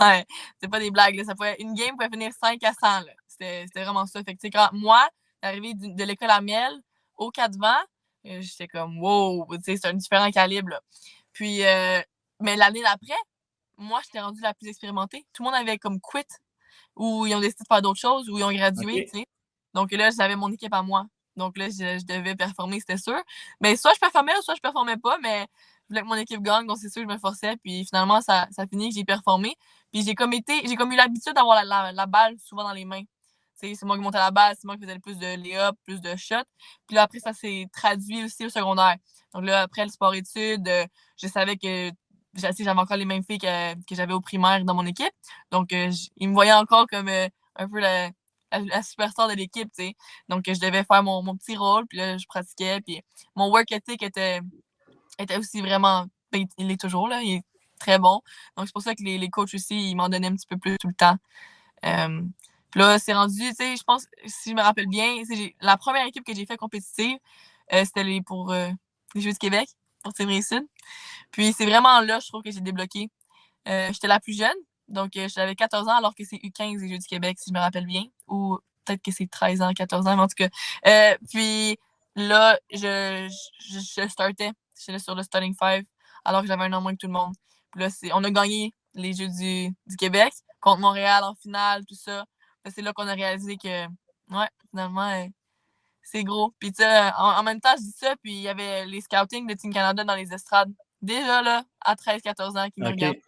Puis, ils ont parlé avec mon coach à ce moment-là. Puis, je me rappelle, mon coach, il niaisait Team Canada. Arrête, là, tu sais. Ils m'ont parlé de toi. T'as peut-être des chances, tu sais. Là, finalement, l'année d'après, j'ai fait Team Québec. J'ai moins joué parce qu'encore là, j'avais un an de moins que tout le monde. Mais l'année d'après, comme quand j'étais au primaire, c'était rendu mon équipe. Puis j'ai dominé à ma 2e année avec Team Québec. J'ai été sur l'équipe étoile. Puis après, on m'a invité au premier tryout Team Canada. Puis encore là, ça s'est bien passé. Ben, visiblement.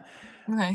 Question par rapport à ça, parce qu'évidemment, le basket, on parle souvent de grandeur. Puis, tu sais, tu mesures quoi, 5 et 8, je pense? 5-8. Bon. sais, fait que t'es pas une fille de 6 pieds 2, t'étais pas une tête et demie de plus grande que toutes les autres tout le temps, à moins que tu me dises que tu as grandi super vite puis c'est les autres qui t'ont rattrapé après. Mais justement, là-dedans, est-ce que tu as eu à te battre avec l'idée de ben, le plus haut niveau, il faut être plus grande un peu, tu sais, ou la garde, ben oui, elle mesure 5 et 10, 5 et 11, très haut niveau, tu sais, alors que quand tu joues dans ta petite école, ben, la fille de 5 et 10, 5 et 11, c'est clair que c'est pas la garde, là, elle poste, puis, tu sais, fait que, comment pour toi, tu sais, d'arriver là, puis, tu sais, on en parlera tantôt, mais arriver à des hauts niveaux, justement, comme représenter le Canada, tu sais, tu dis, est-ce que tu es dans les petites? Est-ce que c'est quelque chose qui t'est, ben, je ne veux pas dire reproché, mais tu sais, ben, on ne peut pas reprocher la grandeur à quelqu'un, mais dans le sens, est-ce que c'est quelque chose qu'on te dit, ouais, tu sais, il va falloir que tu travailles autrement parce que, tu sais, justement, tu n'as pas nécessairement les attributs physiques que d'autres peuvent avoir? Ouais, ben c'est sûr que ma game a changé au fil du temps. Comme je me rappelle quand j'étais au primaire, moi, je faisais juste prendre la balle, foncer dans tout le monde, puis j'essaie de faire un layup. Ça, c'était ma game. Puis les steals. Mais là, quand j'étais au sport-études, là, j'ai appris à développer ma shot de 3 points. Donc là, j'ai appris à shooter d'un petit peu plus de loin. Puis là, avec le temps, tu sais, j'ai toujours été quand même une fille athlétique. Je me dirais, tu sais, j'ai fait beaucoup de sport. Mais le plus que tu avances dans un sport compétitif, le plus que tu envoies des athlètes. Puis le plus que tu réalises que, ouais, je suis vite au Québec, mais rendu au niveau national, je suis pas la plus vite du tout. Donc, pas juste être plus grande, mais plus vite aussi. Donc là, pour être une point guard, donc la meneuse de balle, il faut être genre ultra rapide. Puis pour être une shooter, normalement, il faut être genre 5-10. Fait que déjà là, je suis encore plus petite. Donc là, le but, je me suis plus. Je me suis dit que si j'étais plus forte que les filles qui sont plus grandes que moi, j'allais avoir un avantage. Puis si j'étais meilleure que les filles, tu sais, les filles qui sont plus grandes, est-ce qu'ils vont être plus vite?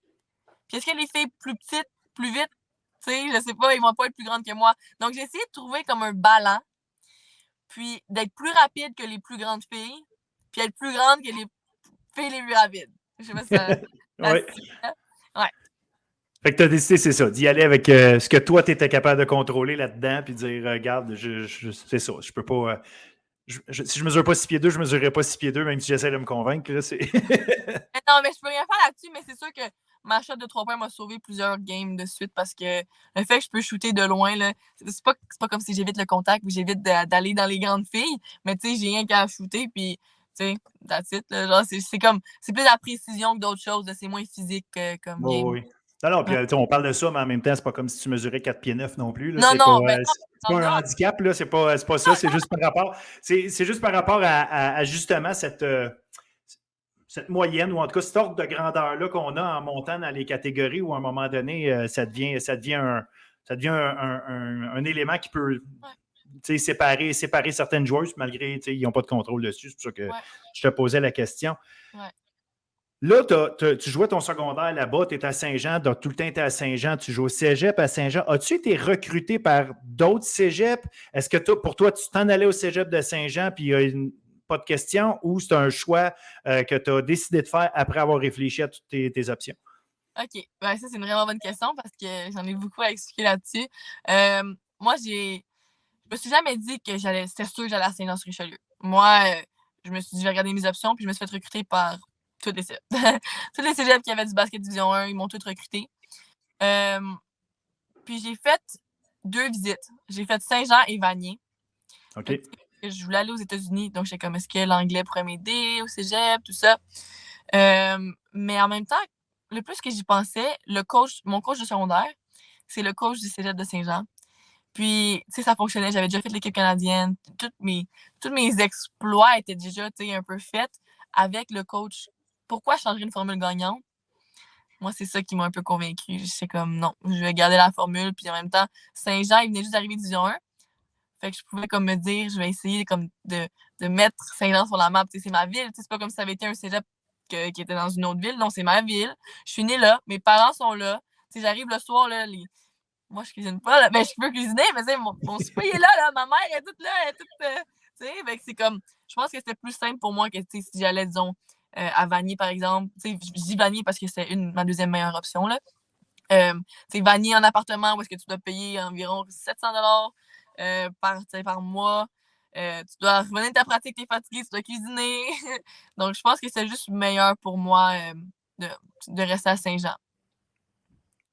Et puis là, bon, tu fais le choix d'arriver à Saint-Jean.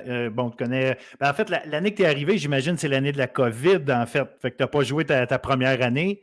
L'année passée, ceux qui suivent le basket collégial ou qui ne sont pas nécessairement. Je vais parler pour moi, en fait, qui je suis pas. Je suis tous les sports au niveau collégial, universitaire. Fait que souvent, ce qui se passe à l'extérieur, à un moment donné, c'est assez limite à ce que je peux suivre. Moi, quand je t'ai vu apparaître sur le radar, évidemment, là, j'ai fait OK, wow, là, ce fille-là, non seulement, oui, ça marche, mais c'est pas un match, c'est pas deux matchs, semaine après semaine. Et puis là, je te vois aller, puis là, je me dis, OK, elle est excellente, mais cet été, je te vois apparaître avec ton saut d'équipe Canada pour les Jeux du Commonwealth au 3 contre 3. Je fais, wow, OK, là, on est rendu à un autre niveau. Parle-moi de cette expérience-là. C'est quand même assez extraordinaire, là, la presse qui suit ça. Tu dis, OK, là, on n'est plus dans le journal local qui parle de ma game de la fin de semaine dernière. C'est quelque chose d'assez exceptionnel. Ouais, mais les Jeux du Commonwealth, c'était vraiment la plus belle expérience de ma vie. T'sais, je mettrais toutes les Jeux du Québec là-dedans. Je mettrais toutes ces expériences-là, mais les Jeux du Commonwealth, c'est vraiment, il y a une petite place dans mon cœur parce que c'est pas juste, disons, tu sais, comme les Jeux du Québec, c'est pas tout juste du basket. Il y a aussi d'autres sports. C'est ça que j'avais aimé. Fait que les Jeux du Commonwealth, c'est la même affaire. Puis là, je me rappelle, j'ai même une photo avec le prince Edward. Tu sais, comme la famille, on a les rencontrer. C'est des expériences de vie. Puis c'est la deuxième fois, en fait, que j'allais en Europe. Mais, tu sais, j'aime toujours ça, faire des voyages comme ça. Puis juste l'ambiance, là, comme. En plus, c'est du 3 contre 3. Donc, c'est pas du 5 contre 5. Puis c'est à l'extérieur. Puis c'est comme vers 8h, 9h qu'on joue. Donc, les lumières, c'est comme, on dirait un petit party, genre, on joue au basket, genre, c'est vraiment le fun comme vibe. Ça m'a vraiment, tu sais, c'est différent qu'une game de 2 heures dans un gym avec des lumières qui bug un peu. Tu sais, c'est comme, c'est vraiment, c'était le fun. Puis même, j'ai rencontré des personnes formidables que je parle encore, tu sais, avec l'équipe canadienne, on en parle, là, mais il y a une gymnaste que je connais maintenant qui vient de Laval. Il y a des amis en track. Je me fais d'autres amis qui sont pas juste dans le basket. Donc ça aussi, c'est quelque chose que j'ai apprécié. Et est-ce que c'est... Oui, c'était le 3 contre 3, mais est-ce que ça ouvre des portes pour l'équipe nationale, disons, olympique, là, ou est-ce que, de quelle façon, justement, on va commencer les choses en ordre. De quelle façon tu as été recruté pour faire l'équipe? Pourquoi toi, tu fais partie des filles qui ont fait le 3 contre 3 alors qu'il y en a d'autres peut-être qui auraient pu le faire? Pourquoi toi et les 3 autres filles qui étaient avec toi, c'était vous autres qui avez été choisis? Ben c'est sûr que moi j'ai fait cet été aussi, j'ai fait le Global Jam, ça s'appelle, c'est le U23. Mm-hmm. Puis dans le fond, ça c'est Team Canada, comme U23. Après l'U23, c'est l'équipe senior, là, c'est l'équipe senior olympique. Donc c'est vraiment, je suis comme dans ma dernière étape avant l'équipe olympique. Puis j'ai moins joué parce que là, j'ai 19 ans, c'est U23, les filles sont toutes dans la NCAA. Moi, je suis encore au cégep. C'est sûr que mon expérience était moins là, mais tu sais, j'essayais d'être une éponge puis vraiment tout absorber. Puis je pense qu'ils ont décidé, tu sais, ils ont vu que. Mais j'ai quand même performé, là, mais tu sais, j'ai comme. Je pense qu'ils ont vu mon potentiel puis ils ont dit, Rosalie, on va la mettre. Tu sais, on va l'encourager encore plus, on va lui donner le goût de continuer à jouer au basket avec nous. Donc, ils m'ont placé dans cette équipe-là. C'était vrai, j'en parle, j'ai des petits frissons. Genre, c'était vraiment. Quand on a gagné, parce qu'on a gagné le Global Jam, c'était à Toronto. Puis, je me rappelle, juste la directrice de l'équipe canadienne est venue me voir, les 3. En fait, les 4. Puis, on s'est regardé et on a dit, voici l'équipe du Commonwealth. Parce qu'on savait qu'on était dans les genre 9 choisis. Ouais. Mais on en prenait juste 4. Donc là, quand ils ont dit ça, on avait notre médaille d'or au cou. Puis après, on avait comme une photo, là. C'était malade, là. Vraiment belle expérience. Fait que ça reste un été assez presque surréel dans le sens que, tu sais, tout est à un niveau comme jamais vu jusqu'à un certain point, dans le sens d'aller à ces niveaux de jeu-là, comme tu dis, en plus de te retrouver au jeu du Commonwealth, puis c'est gagné à chaque fois, en plus, qui veut pas, tu sais. C'est vrai, hein? C'est 2 médailles d'or. C'est fou. Mais tu sais, le Commonwealth, si je me rappelle, là, il y a plein de cérémonies d'ouverture, tu sais, les gens, ils parlent. Puis là, comme la présidente des Jeux, en tout cas, une personne quand même haut placée, elle nous parle, puis elle nous dit, tu sais, L'important, c'est de faire des connexions. Ça va être difficile de gagner. Puis là, on se regarde l'équipe. On est comme, ouais, c'est difficile. On a joué contre des filles de 32 ans. Mon équipe, là, la plus vieille, elle avait 21, 22. Là. Donc, c'est comme, on était les plus jeunes, on savait. Puis là, on s'est dit, ben, tu sais, ça serait le fun de gagner. Puis je pense qu'on a le potentiel, mais personne ne disait qu'on allait gagner. Là. Tout le monde disait, vous êtes les plus jeunes, vous êtes les moins expérimentés. Fait que là, je me rappelle encore, elle dit, l'important, c'est de faire des connexions. Gagner, c'est juste un bonus. Là, j'ai comme, ouais, non, le bonus, je le veux.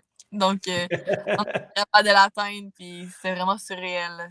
C'est malade. Mais c'est ça, j'ai lu l'article de, je pense que c'était un dans la presse, justement, qui parlait de ça. Comment vous avez réussi à faire un peu le turnaround où est-ce que, tu sais, bon, justement, on joue contre des grosses équipes, on ne semble pas au bon niveau, mais vous autres, vous vous dites, non, tu sais, on ne gagne pas nécessairement ces matchs-là, mais on sent qu'on est capable. Vous avez fait du vidéo, vous êtes installés ensemble, vous avez décidé de regarder ça, vous avez regardé les gars jouer, comment ils jouaient. Est-ce que vous aviez, tu sais, parce qu'il y avait un coach, j'imagine, avec cette équipe-là aussi, à quel point c'est ça, ça coachait versus vous quatre, vous avez pris en charge votre propre affaire? Ben, c'est ça. Le 3 contre 3, c'est vraiment différent que le 5 contre 5, surtout au niveau du coaching. OK. Puisque le coach n'a pas le droit de nous parler pendant notre game.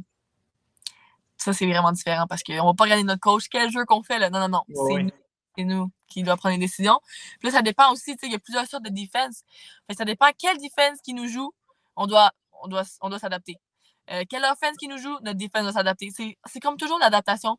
Puis je pense qu'on s'est vraiment bien adapté. Comme on avait des bons leaders. Mes trois coéquipiers jouent dans la NCAA. Moi, j'étais la seule qui venait du cégep. Mais j'arrive dans la NCAA bientôt. Mais j'étais la plus jeune. Donc, je pense qu'on était vraiment... On avait beaucoup d'expérience juste de basket. Peut-être pas d'expérience de vie, mais non, on a été capable d'être là. Puis, tu sais, comme vous avez pu le voir, on a perdu, je pense, nos 2-3 premières games. Là. On était troisième dans notre pool, puis on a fini première. On a joué contre... tu sais, on était les underdogs à chaque fois. Ben écoute, visiblement, vous avez, comme tu dis, je pense que vous avez su vous adapter, il n'y a pas de doute. Ouais. Parlant de s'adapter, collégial, parce que veux pas, c'est là que tu joues pendant ton année. L'année passée, bon, vous avez votre saison qui se déroule. Toi, tu vas très bien. L'équipe finit, je pense, 6 victoires, 5 défaites, mais vous perdez en première ronde contre Vanier, je pense, justement, parlant de Vanier. Ouais. Comment ça se passait dans l'équipe? Comment ça se passait pour vous autres la saison dernière? Est-ce que c'était est-ce qu'on peut le voir d'extérieur? Hey, Saint-Jean a bien fait quand même comme équipe, ou c'était décevant pour vous autres de finir là? Comment vous voyez ça? C'était. Ben, dans le fond, on a gagné nos premières games. On avait gagné contre Dawson, on avait gagné contre Vanier, on avait gagné comme toutes ces équipes-là. Mais je pense qu'on a vraiment juste mal fini. Puis je pense qu'on était juste épuisés. Okay. Je pense que c'est juste manager les pratiques, la vie, les études.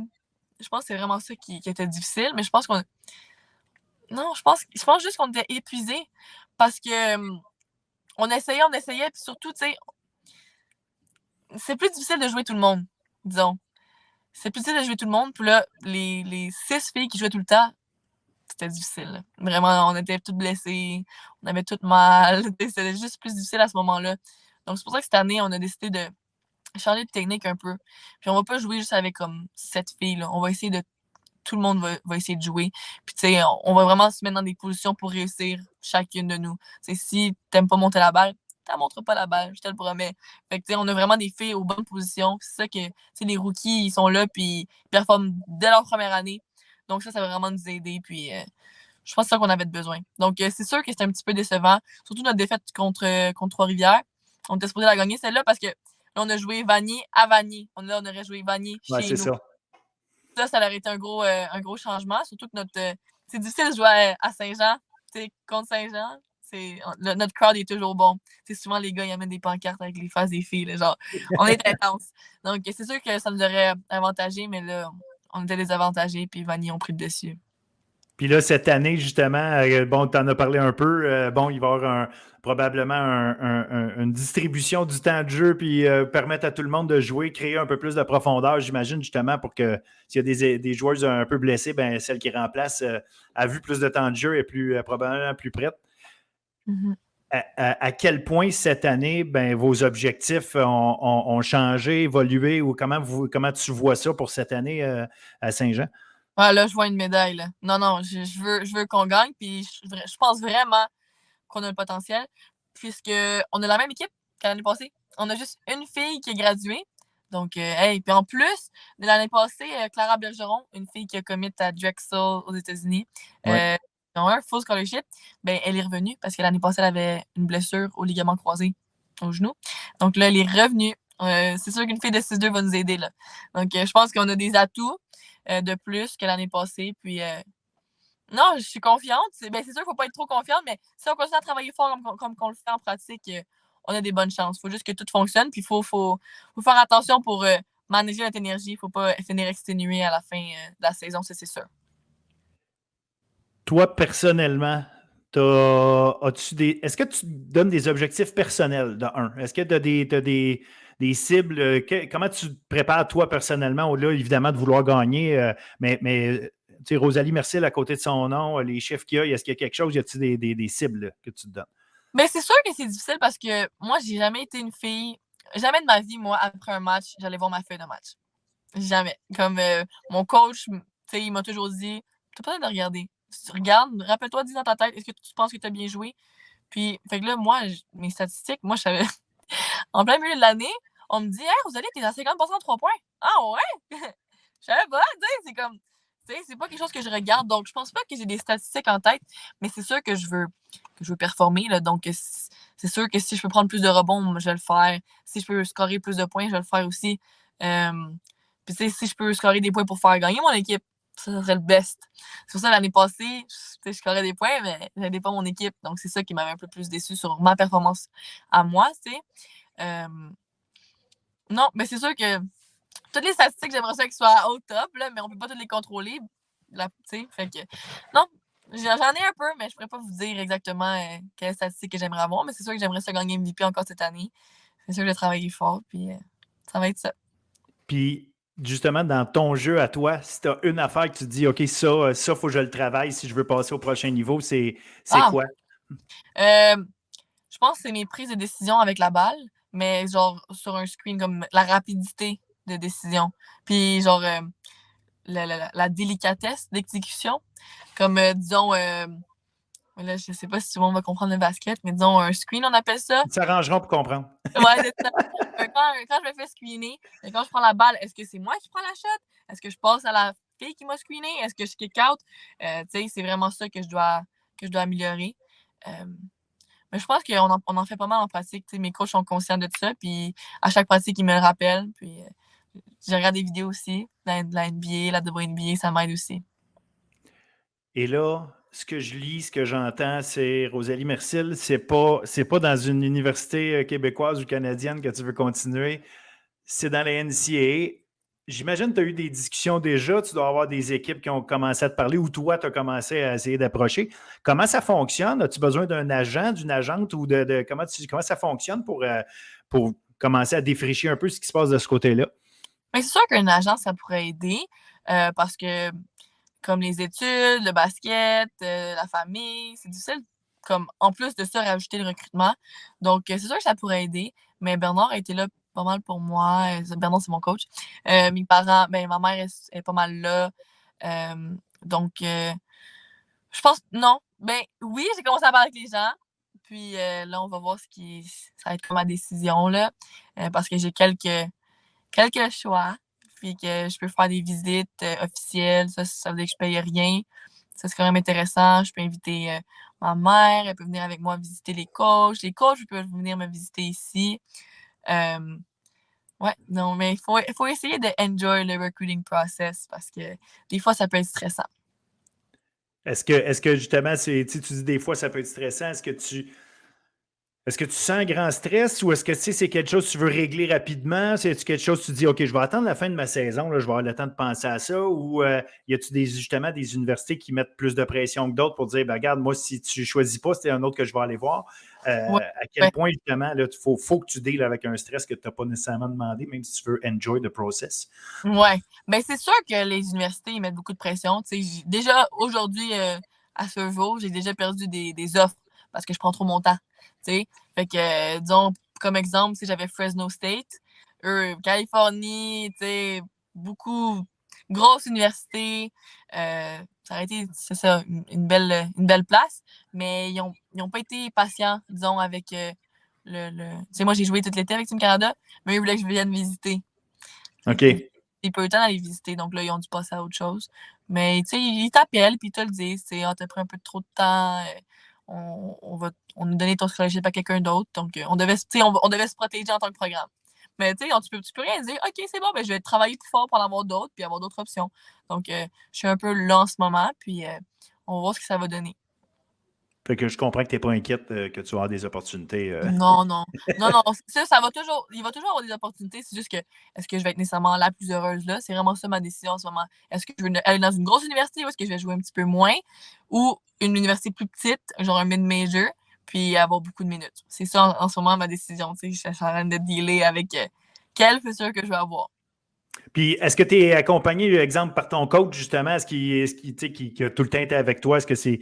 Oui, j'ai compris qu'il te parlait encore, mais qu'est-ce que tu recherches là, dans tout ça? Là, est-ce que c'est mon développement ou est-ce que c'est justement je vais être bien, je vais être relax, ça va ressembler à ma vie de famille que j'ai habituellement ou en tout cas dans ma ville à Saint-Jean, je veux-tu quelque chose comme ça ou je veux quelque chose de gros? Qu'est-ce que y a-tu quelque chose que tu recherches en particulier ou quelque chose que tu veux vraiment pas? Ben, c'est sûr que j'aimerais ça avoir un esprit de famille, là. Puis dans les universités plus grosses, c'est plus difficile parce que c'est comme une business, ça roule. Mm-hmm. Donc, tu sais, puis Bernard, il me connaît. Il me connaît pas mal. Donc, dès qu'ils vont entendre une petite affaire que peut-être que ça va pas me faire mon affaire, ben là, c'est sûr qu'il va m'en parler.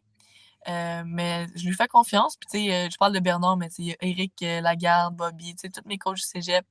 Ils sont là aussi pour moi, puis ils ont toutes des mentalités différentes, donc c'est sûr que ça m'aide d'avoir un peu leur point de vue. Good. Mais écoute, on va te souhaiter bonne chance dans ça, mais surtout une bonne saison avant, parce que tu as quand même ça à faire. Puis vous autres, vous commencez en fin de semaine, vendredi, contre Champlain-Lennoxville, à Champlain-Lennoxville. Donc, regarde, je te souhaite une excellente saison. J'espère que les gens vont avoir appris à te connaître. Puis surtout, vont prendre le temps d'aller voir tes matchs parce que ça vaut la peine. Moi, je le dis, j'en ai bien profité l'année passée en regardant des matchs en web diffusion. Puis encore mieux, si je peux aller sur place, j'essaierai d'aller te voir jouer live. Parfait. Ben, c'est bon, merci. J'espère qu'on va se revoir. Sûrement, on va se reparler, on va trouver un moyen. Parfait. Salut, merci beaucoup. Bye bye. Et voilà, j'espère que vous avez apprécié l'entrevue avec Rosalie Mercil. Franchement, non seulement une excellente joueuse, mais une jeune femme très, très, très sympathique. Vraiment intéressante. On va continuer de la suivre tout au long de la saison. Alors, ça met fin à notre podcast, la 9e édition déjà. Avant de vous laisser partir, évidemment, mes suggestions pour la fin de semaine en basket féminin, on a 4 matchs, dont, évidemment, on en a parlé, l'entrée en scène des Géants de Saint-Jean chez les femmes contre Champlain-Lennoxville. Chez les hommes, on va avoir 6 matchs. En hockey masculin, je surveille en particulier Alma, qui est particulièrement en feu. Je pense que j'utilise beaucoup de mots particulièrement, mais bon, ce sera ça.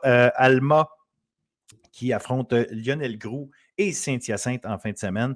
Gabriel Laflamme des lauréats de Saint-Hyacinthe, un joueur à surveiller, 14 points à ses 6 derniers matchs. Donc, un bon défi pour Alma en fin de semaine avec 2 bonnes équipes.